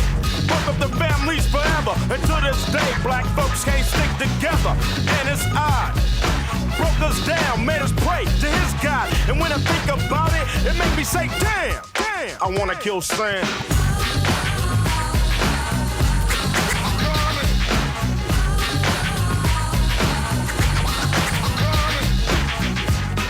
You are the Prince of Darkness, arch enemy, father of evil, hell-born, demonic, savage, fierce, vicious, wild, tameless, barbaric, ungovernable, uncontrollable, obstinate beast. Horny little devil, you gotta back up. Horny little devil, you can't bust a nut. Looking at my girlfriend's black skin. You wanna jump in, but she don't like white men. So don't throw that work, you fucking jerk, or get your punk devil ass hurt, motherfucker. She ain't with the pale face, cause y'all fuck at a snail's pace. And you might get sprayed with mace from the ebony. So when she's doing her job, you better let her be. Don't try to pinch the clitoris. Think looking at you about to knock out the uterus. Cause she'll tell you to kiss her ass quick. And where I'm from, devils get their ass kicked. Mr. Sexual Harassment. Asking for a blowing when the answer is fuck no. Looks like you wanna terminate. But that's when I go psycho like Norman Bates. I wanna kill the devil for talking shit. Cause he can't get a taste of the chocolate. African breasts. Cause white bitches have no butt and no chest. Black women have body like goddesses, sorta like Venus, but put away your penis. Cause the devil is a savage motherfucker. That's why I'm lighter than the average brother. Cause you raped the women and we felt it, but it'll never happen again if I can help it. Me neither. Cause nobody in my neighborhood has caught jungle fever yet. So horny little devil, you better listen before your ass come up missing, and it's like that.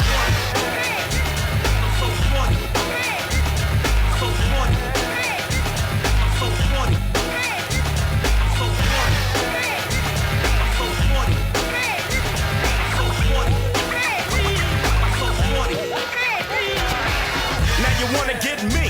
Horny little devil must be a FAG.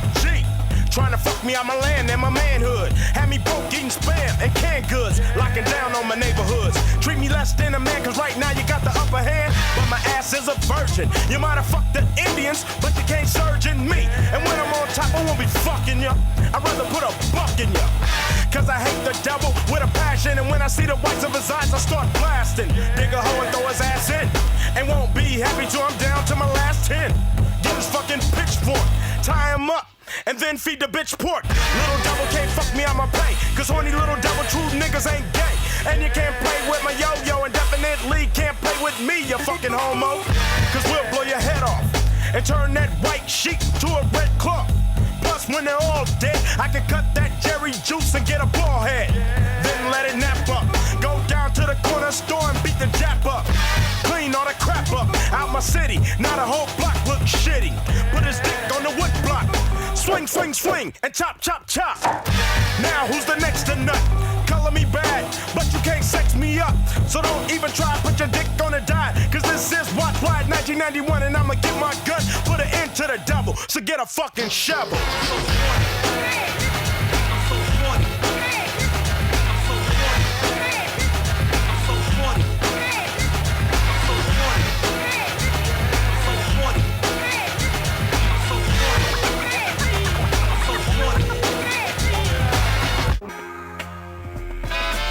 Time I wanna go get a fucking brew, I gotta go down to the store with the two Oriental 1 penny count motherfuckers. They make a nigga mad enough to cause a little ruckus. Thinking every brother in the world's out the tape, so they watch every damn move that I make. They hope I don't pull out a gat, try to rob they funky little store, but bitch I gotta drive. You little tight motherfucker, ain't trying to steal none of this shit. Leave me alone. Yo, check it out.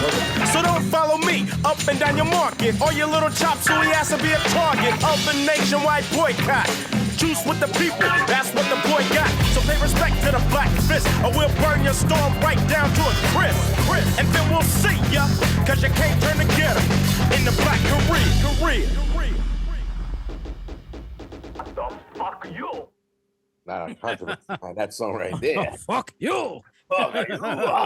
Ice Cuba. The movie samples he was taking in this album, man. I mean, that was Do the Right Thing right there. Y'all remember that scene?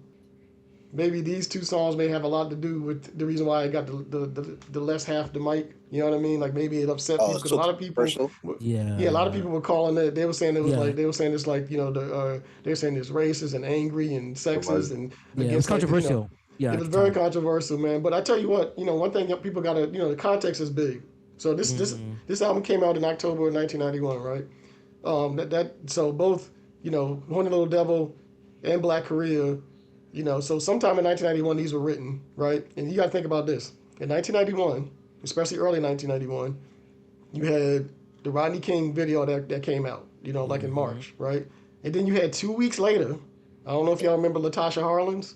Latasha Harlins was this young, this 15-year-old black girl that got shot in the back of her head because the Korean woman owner thought that she was stealing the orange juice, and she had the money in her hand to pay for it. Shot her in the back of her head after they got into it or whatever. So, I mean, there's a lot of, I think there was a lot of anger. And, Cube was like, I mean, if you put it in the context, I'm not saying it's right, but, music is like, it's like emotion, you know what I mean? It's art, it's emotion. So when I listen to these songs, I remember that time. I remember those things. That Yeah. 2 weeks apart, that crap was going on, man. I know Music, that. music is a reflection of what's going on in everyday life. You know, what I'm saying that's one of the best things about it. So I could like going back to this time now because you know I was a whole lot younger and shit like that. But going back to this time, like you said, thinking about the context of when this dropped, yeah, I can understand like if they would have turned around and gave it a 5 with these 2 records on there. What are you promoting? What are you pushing? Why? What are you saying? So you bring up a good point with that. Well, I'm not That's the even only thing I can think of. That's the only reason I can. I mean, I'm sorry, I ain't want to interrupt nobody, but I feel like it had to be some controversial stuff that they felt a little uneasy about. You know. Cube did his own reporting. He did his own. He was his own CNN. Cube's National Network.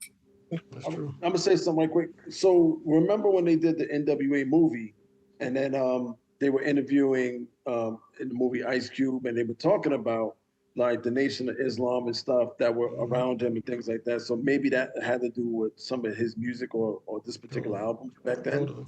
Totally. So yeah. I mean, he definitely was on the radar for being like considered anti-Semitic. Anti-Semitic, yep, all that stuff. Anti-Semitic, yeah. And then again, like I was just reading some stuff right now on the Wikipedia page for this particular album. They chalk up some of the controversy with him being involved with liquor at the time with St. Ives and stuff like that. Like I remember the time. We all remember the time. Again, it was what you mentioned, a lot of racial tension at the time, Korean side, on the Jewish side, and just an overall. Even at the time, apparently he was using the F-bomb pretty heavy. It went to depict gay people at the time, so it was just a lot of. And again, he was just the right. You know, he was the angry black guy. So it was like it's easy to just that guy. He's angry and gangster rap. You know, and then. You know, he's got Boys in the Hood that come out. He's got working with Yo-Yo. He started with NWA. Yeah, I was like gonna say, you mentioned that.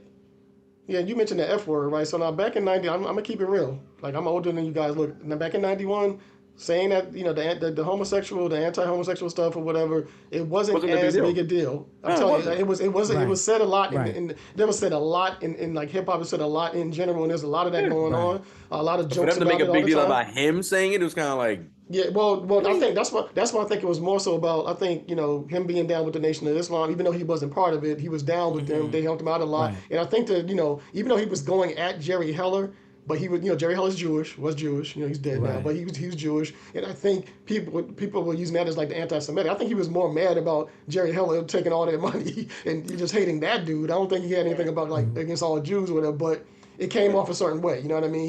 He's part of the Nation of Islam. We know about that whole, thing with the Nation of Islam and Jews. So I think it was just like a lot of caught up, the image, who he was with, and just all that together all at once. And plus, it was a very, very real, stark, angry album. The album is pretty much like throwing up a mirror to like all of America, Black Americans, white Americans, like everybody. It's glad you very said real. that now. Yeah, man.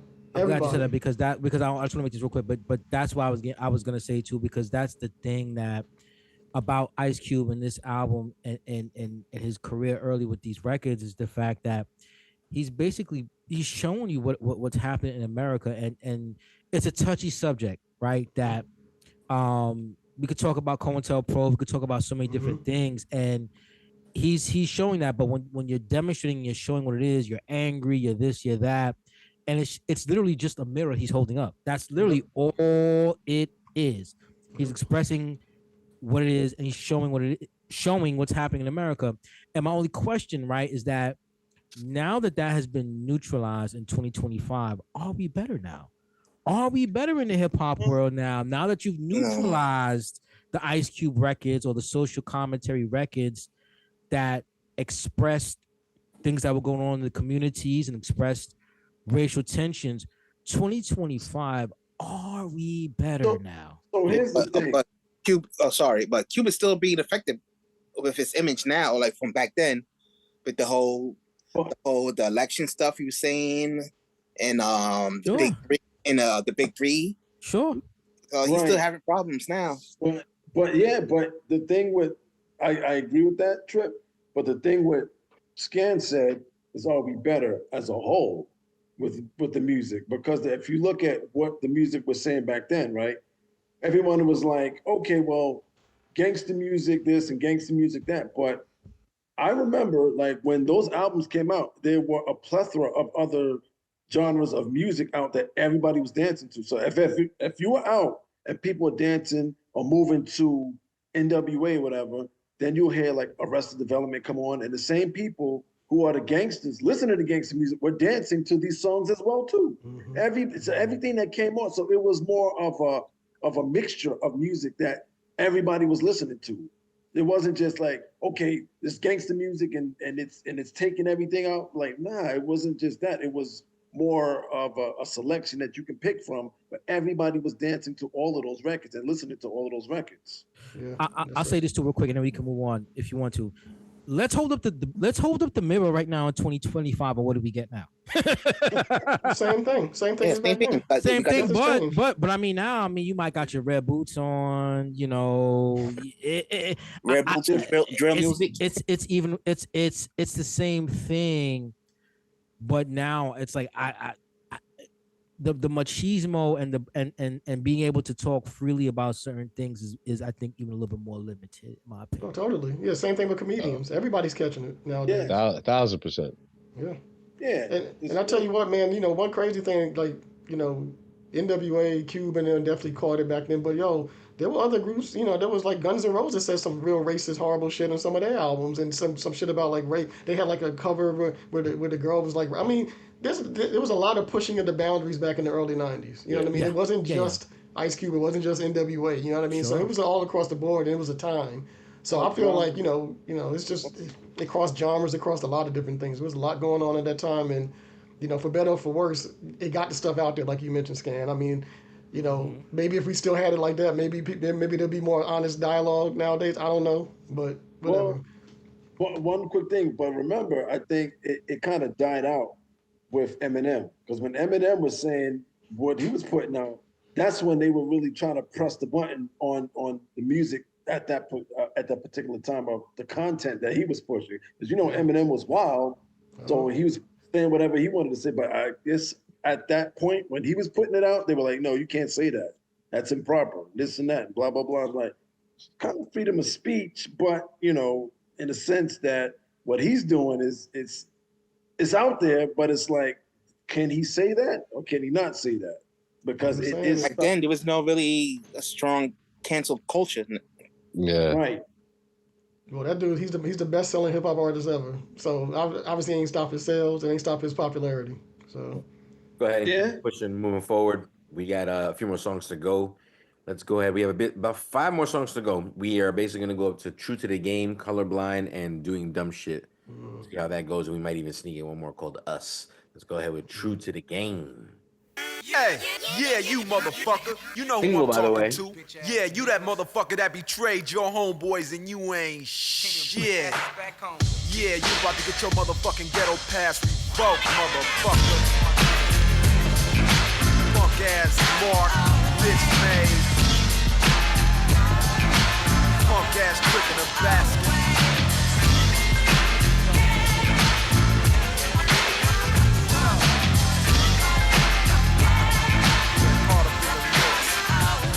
It's the nigga you love to hate with a new song. So what really goes on?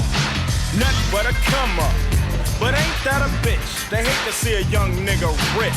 But I refuse to switch even though. Cause I can't move to the snow.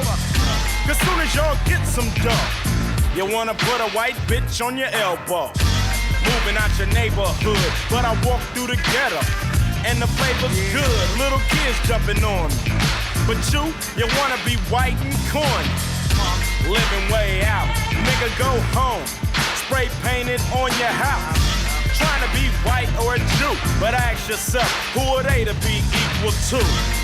Get the hell out, stop being a Uncle Tom, you little sellout.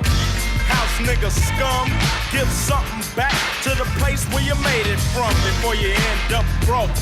Fuck around and get your ghetto pass revoked. I ain't saying no names, so you know who you are, you little punk.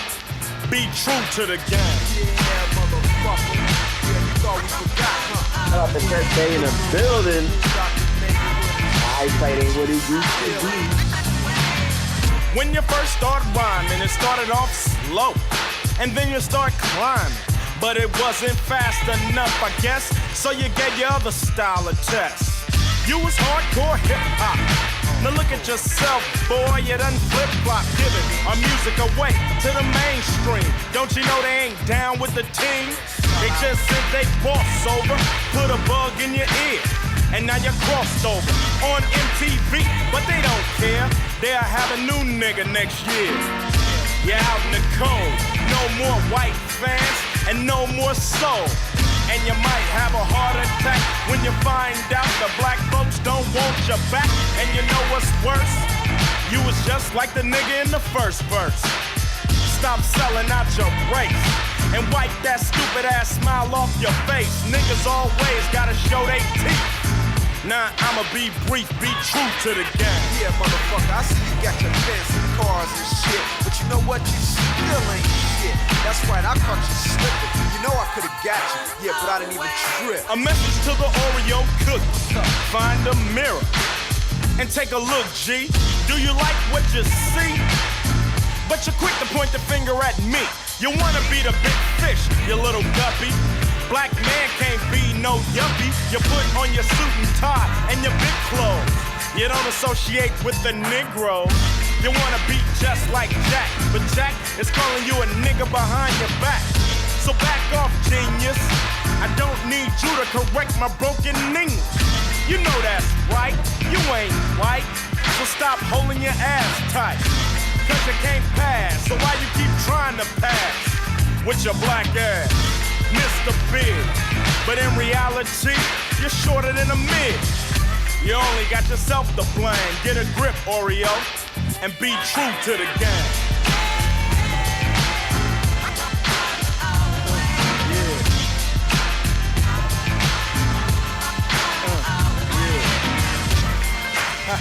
Here's another day at the stoplight.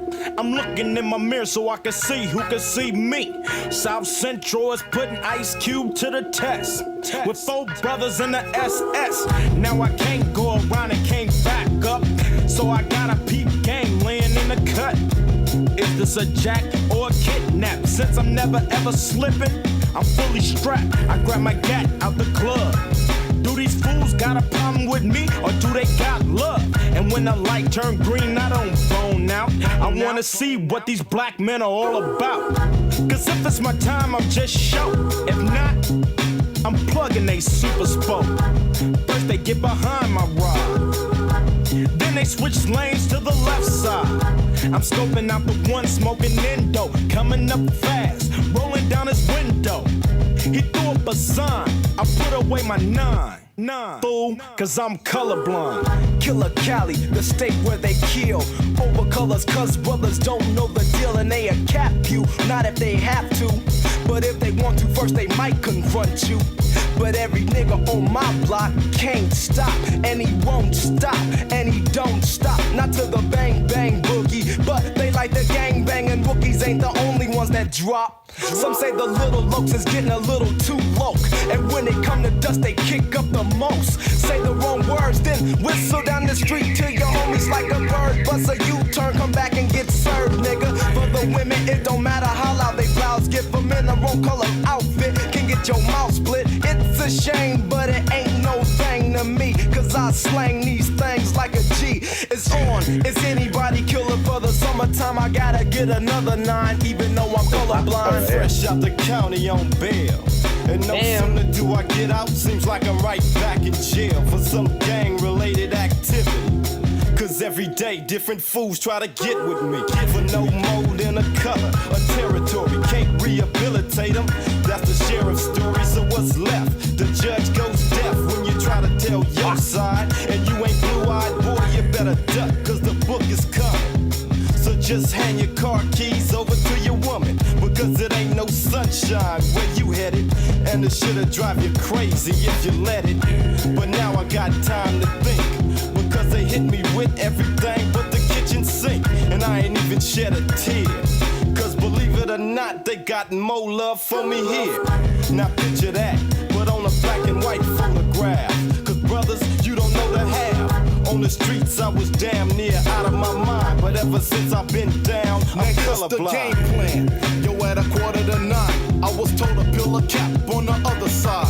Yo, young and dumb and full of cum, I'm a baby low. I gotta put in work for the hood and that ain't no joke. Stable and able, but I'm not ready yet with it. Cause I'm only 13 and I ain't never did a killing. Grabbed the AK and jumped in a G-Ride. Started up the bucket and headed for the other side. Spotted the enemies, now I'm on a creep tip. Hit the $5 stick and I put in my clip. So I jumped out the car, no matter what the cost. I had my mind set on sending niggas to Harrison Ross. Caught one from the back and I looked in his eyes, thinking should I peel his cap or should I let him survive? Yo, I'm trapped in a plan designed by the other kind. I ain't contributing to genocide. The circle's colorblind. Niggas in the hood ain't changed.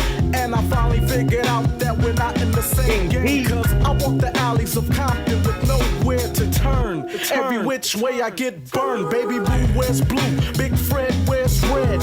Put them together, then we color them dead. Dead, dying, getting smoked like part of the fun. They get smoked just to show how many come to the funeral. I understand how all my homeboys feel. Cause I've been shot and to this day I pack my steel. Cause I was born in a certain territory where you don't talk, only the streets tell stories. Where blue and red bandanas on the streets. And if you're slipping, you'll be 6 feet deep. See me and T-Bone, we paying no mind. And for the rest of the mob, we stay colorblind. I couldn't get into carrying food systems. If I started carrying,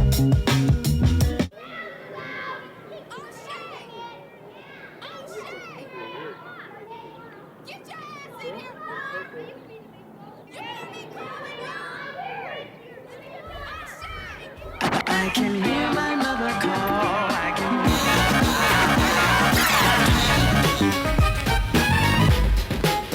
yeah.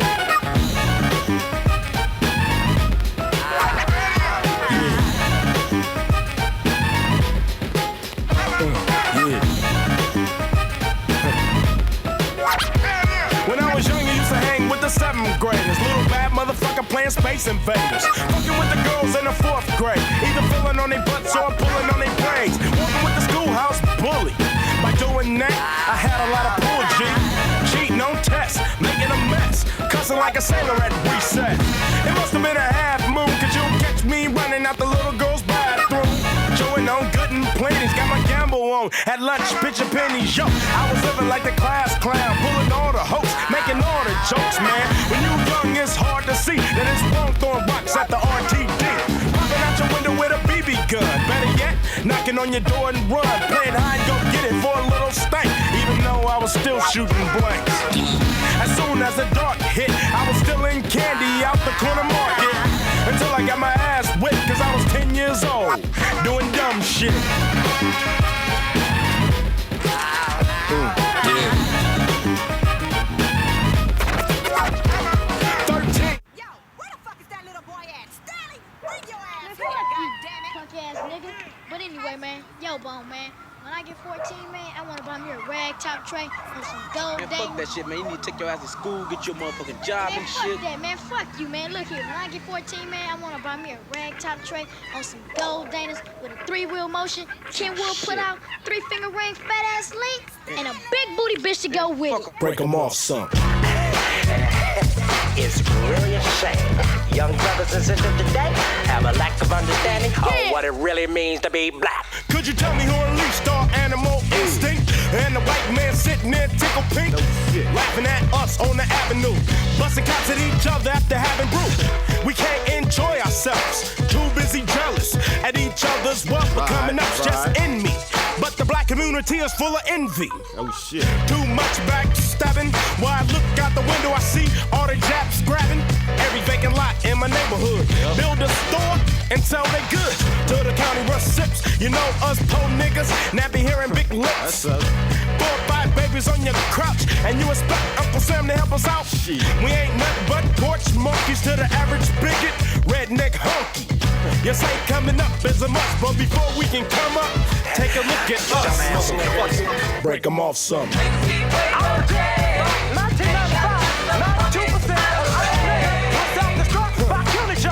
And all y'all dope dealers, you as bad as the police, cause you kill us. You got rich when you started slanging dope, but you ain't built us a supermarket, so we can spend our money with the blacks. Too busy buying gold what you're doing with the money that you're raising, exploiting us like the Caucasians did. For 400 years, I got 400 tears for 400 peers. Died last year from gang-related crimes. That's why I got gang-related rhymes. But when I do a show to kick some facts, us blacks don't know how to act. Sometimes I believe the hype man. We mess it up ourselves and blame the white man. But don't point the finger, you jigaboo. Take a look at yourself, you dumb nigga, you. Really so hip-hop won't be so nice, no Ice Cube, just vanilla ice. And you'll sit and scream and cuss, but it's no one to blame but us. Yeah, but why is it that one motherfucker could ruin it for 22,000 motherfuckers when they want to come see a good jam? You know what I'm saying? Hey, Q, tell them something. You know what I'm saying? Break them off some. If I see any other damn niggas living in my neighborhood, I'm gonna try my damnedest to blow his motherfucking head off. Us will always sing the blues, cause all we care about is hairstyles and tennis shoes. And if you step on mine, you push the button, cause I'll beat you down like it ain't nothing. Just like a beast, but I'm the first nigga to holler out. Peace, black I beat man. my wife and children to a pulp. When I get drunk and smoke dope, got a bad heart condition. Still eat hog mugs and chitlins. Bet my money on the dice or the horses. Jobless, so I'm a hope for the armed forces. Go to church, but they tease us with a picture of a blue-eyed Jesus. They used to call me Negro. After all this time, I'm still busting up the Chevrolet. No respect and ignore it. And I'm having more babies than I really can afford. In jail cause I can't pay the mother. Held back in life because I'm a color. Now this is just a little summary of us. But y'all think it's dumb of me to hold a mirror to your face, but trust, nobody gives a fuck about.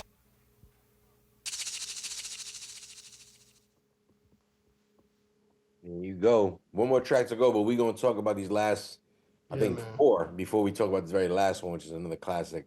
Woo! True to the game, colorblind, doing dumb shit, and us. Yep. Boogeyman and Sir Jinx again, wrapping it up. I mean, this shit is just a cool ass ride. I could just picture driving to most of this album. Right. Yeah, man. Yeah, I was gonna say, man, that's another reason why it's like my top out, because I feel like like I said, it holds up a mirror to everybody. Like all these people that were complaining about it, oh, he's anti-Semitic, he's blah blah blah. And I understand it's easier to talk about your own than others. I get that, but he went in on us. Like he was not holding back on black people at all on this album. He was like, we got to do better. He was pointing out all our flaws, man. He wasn't trying to hold back. He wasn't trying to be nice. He wasn't trying to make excuses. And I appreciate the honesty, man. He was honest all around. You know what I mean? Like that the anger was everywhere, and the reality was like everywhere in this album. So I just appreciate it, man.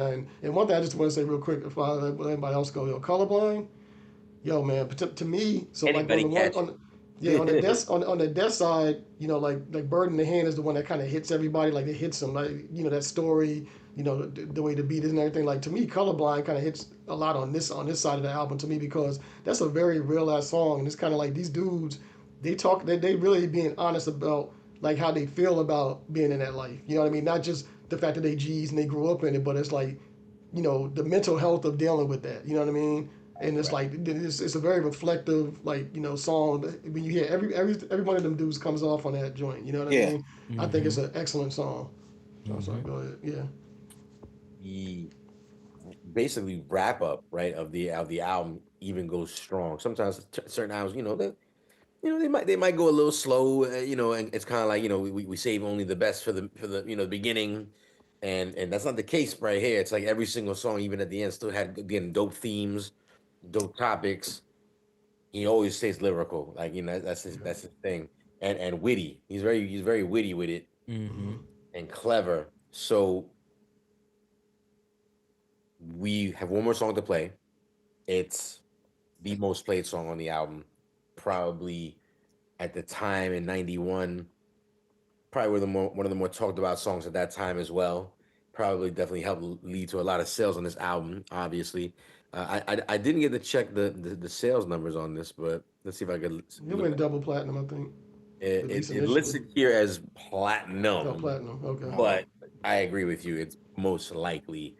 Come on, because the song that we're getting ready to play for you guys, just to wrap up this whole album right here, that song in itself, just even back then, brought so much attention to this particular album that it goes without saying, Cube was always pretty cool after leaving NWA. And I believe by this point in time, 100 Miles and Running, the EP had probably come out. Real nigga song. Yeah. WA. And they threw a couple of slick lines. Cute. They had songs at him. They had songs at him on that. Real Yeah. niggas. But on the single itself, what was the name of the single itself? It was called You mean the 100 Miles of Running Appetite for song? Destruction? Oh, yeah. No, that was on that album, but on the well, hold on. I know 100 Miles of Running. They released a video on the single for that. Matter of fact, that song. matter of fact, it might have been the actual song 100 Miles of Running. You're right. But they also on that EP, the Real Niggas song really goes at him. You know what I mean? Like the intro and the song goes at him hard. Yeah. And then of course I think I don't know if Appetite was that on. I know it was on Niggas for Life, but I don't know if it was might have been on that album, right there. Yeah. Yeah. Okay. But regardless, again, he stayed cool and didn't say anything until it was about that time. And again, Cuba plays chess. You know what I'm saying? He knows. This was his ether. Again, there's no term that ever derived from no Vaseline. Like nobody you got Vaseline. That sounds crazy, dude. This was double down on the pause. Yeah, this was the ether. This was the this is us. This is not like us. I'm telling you, this was that song back then. This song was shout out to DJ Molly Party. We see you. Listen, it goes down as one of the most legendary hardest diss tracks of all time. We've had a discussion here, even just about diss tracks. This song is definitely in that conversation. We're talking about No Vaseline by Ice Cube, where he officially strikes back. At his former, group members, band members, whatever you want to call it. Scan. Shots fired, man. Come on. We got the shots fired. Come on. Yeah, nigga. Yeah. Shout out to Colorblind real quick before we do play some more of this last song. As Ike was mentioning, a dope song. Deadly Threat, Cam, Dub C in the Mad Circle. It was really just Dub C. King T and JD from the Lynch Mob. Yo, you know how to pick them. You know what I'm saying? You know how to pick them because each one of these guys definitely went in. Like I never really listened to Dub C like that, but he was sharp back then. I like him almost a little earlier than the kind of stuff I listened to later on down the line. He was pretty sharp right here. It's weird. I've always been a Dub C fan from when he was Low Profile. Low Profile was the first group with him and Aladdin, and ever since that song came out and I saw it on Videos Box, I've always been a Dub C fan. Yeah, I definitely love me some Dub C just in terms of like everything he brings in terms of energy and the Cali vibe and the representation, and his voice definitely is dope too. His voice is very distinct. Yeah. Pause. I gotta bring it up. It's called pause. So let's go ahead and like I say, play this classic. We're gonna go ahead and wrap things up. Immediately after, not immediately, but shortly after, we'll go in. We're talking about the 4.5 mic dissection of Ice Cube's Death Certificate. This album received 4.5. Why didn't it get 5? They eventually gave it 5 about 10 or 11 years later down the line. They sort of revamped and looked back, hindsight. And again, by that point, the people had spoken and we knew this was a classic. We knew Death Certificate was a classic. So with that being said, we had to go ahead and discuss why, this didn't get that upgrade. Do you think maybe they thought he didn't deserve 2 under his belt? America's Most Wanted. America's Most Wanted got 5, right? I don't know, man. I don't know, man. It's hard to say. Like, somebody said it in the chat, man. When Benzino was getting five mics for everything that he dropped, you know what I mean? That already kind of just they had already throws done it off. with Tribe. They had already done it with Tribe. So I mean, they weren't scared to do that. You know what I mean? I gotta imagine they probably caught some flack for doing that with Tribe, and then it's kind of like, oh, we can't do it. And then again, almost what you mentioned earlier, and it's like you can't give this one, classic status with all the controversy surrounding, especially with, anti-Semitism and LGBTQ temperature at that time. Mostly anti-Semitism. Yeah. Yeah, basically, I think that was really, I really. Yeah, I don't know if everybody was talking all those letters back then, man. Yeah. I'll tell you, because even look at like Public Enemy, right? So the trouble that PE got into with walking to the Terror Dome with the anti-Semitism. So I'm telling you, that was the thing in 90, 91. That was the thing. It wasn't that other stuff. It was that was the thing. So. Yeah. Still is. Well, it is. But I mean, like that wasn't Actually, even nothing else added to it. It was just that. You know what I mean? So. Well, with that being said, like I said, let's go ahead and hear a little bit of Ice Cube's. I hate these particular people, gentlemen. Kind of vibe. Easy. Yeah, again, this is. I'm not even quoting him Hey, yet. man, this is an intervention for NWA. That's what it really was. This He was really definitely showing a wake love up. for them. Yeah, This it was a wake up call for them. Yeah. Wake up. Even Ren caught it. I didn't think Ren was gonna catch, but Ren caught it too. I was like, damn. Yella, everybody caught it. everybody, Talking about no Vaseline. Let's go ahead and wrap things up again. We talked about Michelle Lane. Pause. Everybody. Goddamn, I'm glad y'all set it off. Used to be hard, now you just went and saw Bert. You was down with the AK. And now I see you on a video with Michelet, looking like straight bozos. I saw it coming, that's why I went solo and kept on stomping. While y'all motherfuckers moved straight out of Compton. Living with the whites, one big house, and not another nigga in sight. I started off with too much cargo, dropped 4 niggas, now I'm making all the dough. White man just ruling. The niggas with attitudes, who you fooling? Y'all niggas just phony. I put that on my mama and my dead homies. Yellow boys on your team, so you're losing. Hey, yo, Drake, stick to producing. Calling me owner, but you been a dick. Easy E saw your ass and went in it quick. You got jealous when I got my own company. But I'm a man, and ain't nobody helping me. Trying to sound like America most. You can yell all day, but you don't come close. Cause you know I'm the one that float. You done ran 100 miles, but you still got one to go. With the LENCHMOB, and y'all disgrace to CPT. Cause you're getting fucked out your green by a white boy with no Vaseline.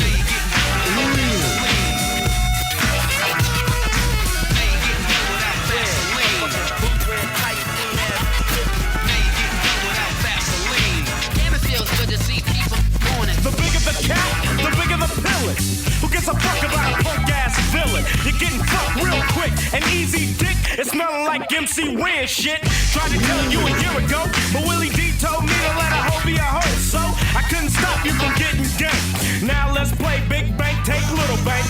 Tried to diss Ice Cube, it wasn't worth it cause the broomstick fits your ass so perfect. Cut my hair, now cut them balls, cause I heard you like giving up the draws. Gang bang by your manager, fella, getting money out your ass like a motherfucking ready teller.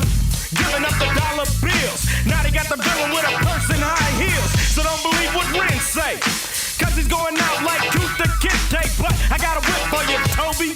Used to be my homie, now you act like you don't know me. It's a case of divide and conquer, cause you let a juke break up my crew.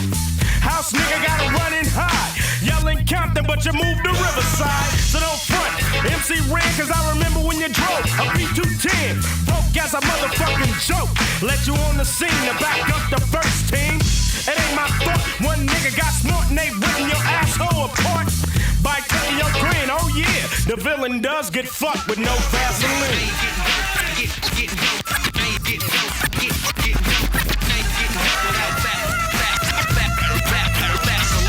I never have dinner with the president. I never have dinner with the president. I never have dinner with the president. And when I see your ass again, I'll be hesitant. Now I think you a snitch. Throw a house nigga in a ditch. Half pint bitch. Fucking your homeboys, you little maggot. Easy E turn faggot.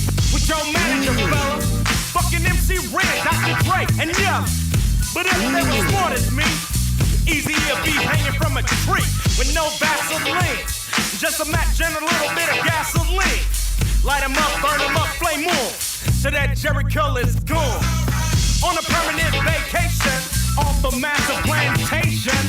Heard you both got the same bank account, dumb nigga. What you thinking about?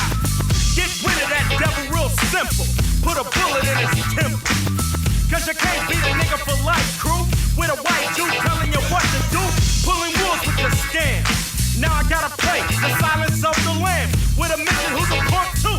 Trying to fuck me, but I'd rather fuck you. Eric White, punk, always into something. Getting fucked at night by Mr. Shit Packer. Bend over for the goddamn cracker, no Vaseline. Nose job having Man, everybody caught it. Just Fire from the beginning to the end, man. Just flames. I know they're all friends now, but it still hurts.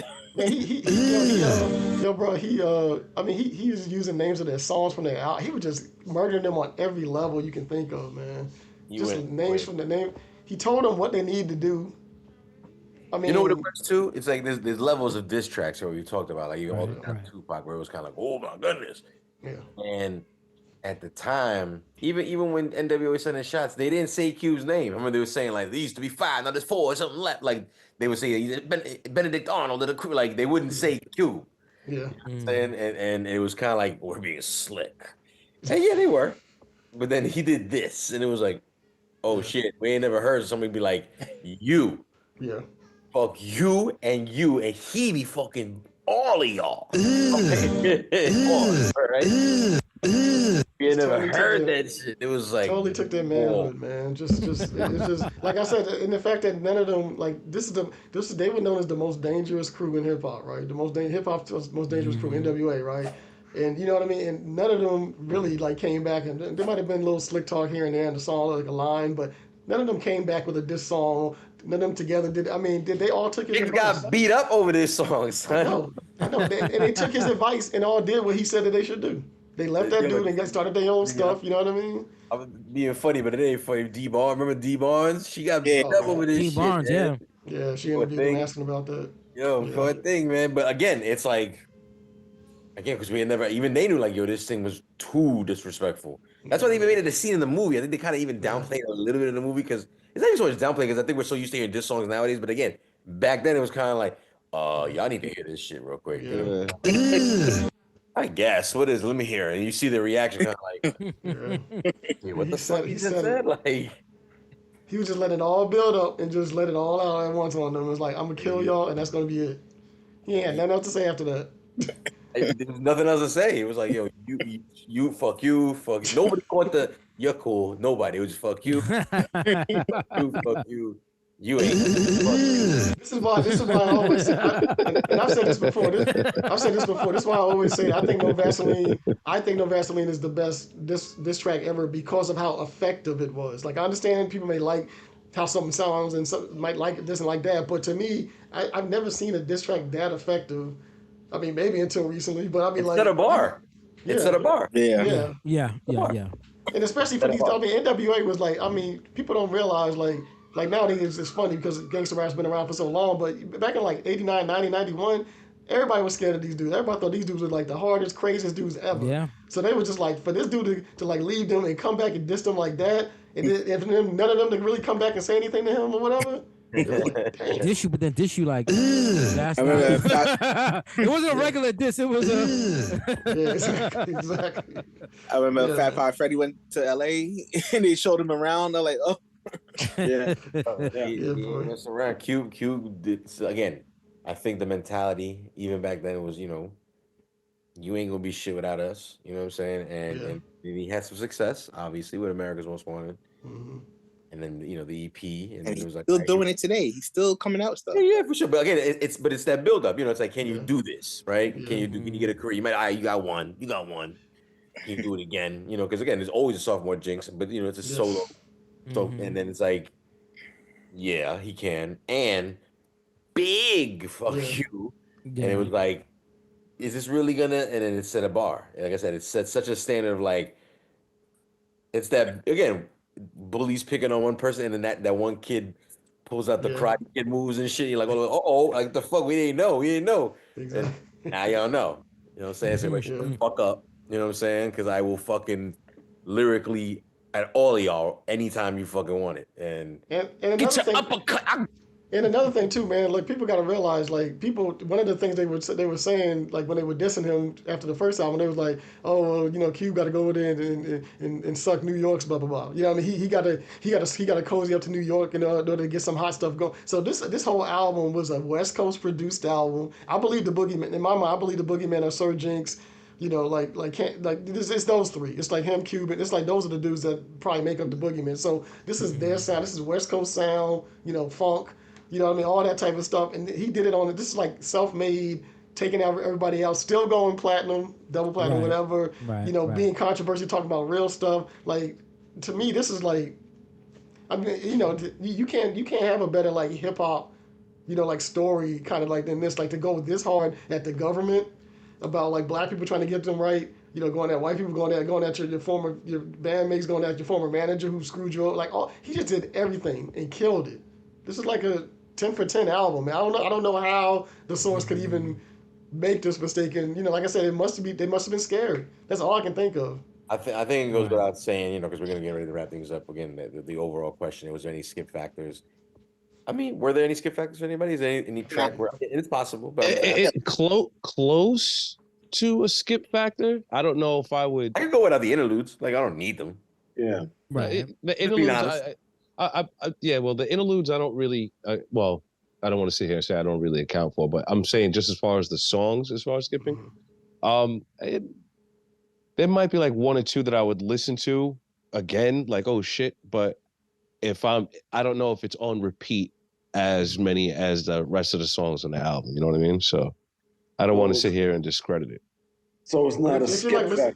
Yeah, if you listen to the whole album just as a whole, though, would you be like, I can't stand this song, I'm just gonna go past this, or is it just kind of like, yeah, I'll let it ride. It ain't that long. It's not. That's what happened when I did the homework. I let it ride. I'm like, okay. Yeah, I think you let it ride. Yeah, you let it ride. It's not that it's completely horrible or you hate it. You know what I mean? Maybe now where I'm at with music, I hear shit and I'm like, oh man, they could have did this or you should have did that, or like Scan was saying it earlier, like how they layered the samples and what they did with the mixing is absolutely phenomenal on the album. And then you have to think about just Cube using the funkadelic sound and kind of making a staple for himself in hip hop, like because there wasn't really too many people. Like the samples were used, and De La and all this, that, and the third. But these sounds, particularly, I think personally, are just Cube. When I hear this kind of funkadelic hip hop kind of spin, I only think of Cube because this whole album is like a funkadelic album, So you're saying it's a good mesh then. Yeah, like the beat that Scan was talking about, he liked on the Burr, which was the interlude. Yeah, that's a fire beat. But if that was a song on the album, it would stand out and it wouldn't go right. It wouldn't flow right, even though it's a fire beat. So I think for his interludes and like the stuff like leading the intros and the interludes and outros and stuff like that, I think just some of the production on that was really dramatic. It was like cinematic, like the way it would like bring like the drums and like the building up, like the flat line sound. Like there was little sounds and little things they added to really like make the full atmosphere of everything. It really made everything work. Well, I mean, also too, think about even what you just said, Mal. The concept of when you go into the studio in 1991 is to make a body of work. It's not how it is today, where an album or a song is literally for the minute or for whatever is just happening in the moment. You have to approach the music where this is a body of work that's going to be around and possibly outlive me. You know what I mean? Like that's the goal when you were making records back then. Like it's a far cry from how we approach music today, in my opinion. That's why we're even talking about this album right now. Yeah, I mean, on average, the average song coming out now is about 3 minutes and change. Not even. It's about a minute and a half. A minute and a half. That's the average. So a 3 minute song is considered to be a long record. That's a long record. We're talking about records on this album being 5 minutes. You know what I mean? 4 and change. You know what I mean? That keep people tuned in. True. Yeah. True. I mean, I think it's safe to say we all agree that this album aged well, that it basically deserved the 5 mic status. And again, we're going to be going down this rabbit hole through the next year. Again, we do this type of episode at the end of every month where we basically go through the dissection process of the Source Magazine's thought process, coming up with these rating systems. And there's a lot of 4.5s that need to be discussed. Some people brought it up in the chat earlier. We're going to go through them in the next few months. Like I said, make sure you. So we giving Cube that half, though. We giving him that half he deserves, right? Cube, in our opinion, I think we all agree deserves that extra half. You know what I mean? So you agree with the Source, even if it was 11 years later. I mean, I think we knew back then. They already knew. This was a special album. So shout out to Ice Cube. Shout out to the other artists on the 4.5 mic list. We'll be checking you out and giving you your flowers as we go down the line as well. Again, we do this Monday nights, 8 p.m. Eastern Standard Time. I do want to point out one thing, since we mentioned 4.5. There is one 4.5 that they never went back and gave what they should have. I'm talking about Outkast's first album, Southern Playlistic. But shout out to Outkast because they about to get inducted to the Rock and Roll Hall of Fame. Yeah. Oh, word? Them and Salt and Pepper. Nice. Yep, both them and Salt and Pepper about to get inducted to the Rock and Roll Hall of Fame. That's awesome. That's what's up. They deserve it. Again, they called it. You know what I'm saying? They called it back in '95. Was it that the Source Awards, right? '95. Yeah, that was earlier than that. Yeah, I believe. Wasn't it earlier? That was '95. I thought it was Look at earlier. 94, 95. Yeah, like, you're right. '95. You're right. Yeah. So you said the South got something to say. South got something to say. Yeah. And so again, listen, we'll be talking about a bunch of these kind of albums. We will be doing it on a regular basis. Don't forget to check us out on YouTube. Eats Beats and Rhymes. All your DSPs. Eats Beats and Rhymes. Like, subscribe, comment, leave comments everywhere that you can. Share everywhere you can. Shout out to all the countries that tune in.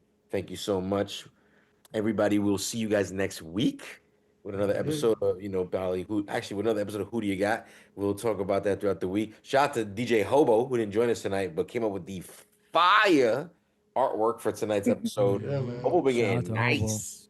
Yeah, Saying, telling AI what to do. So You stupid.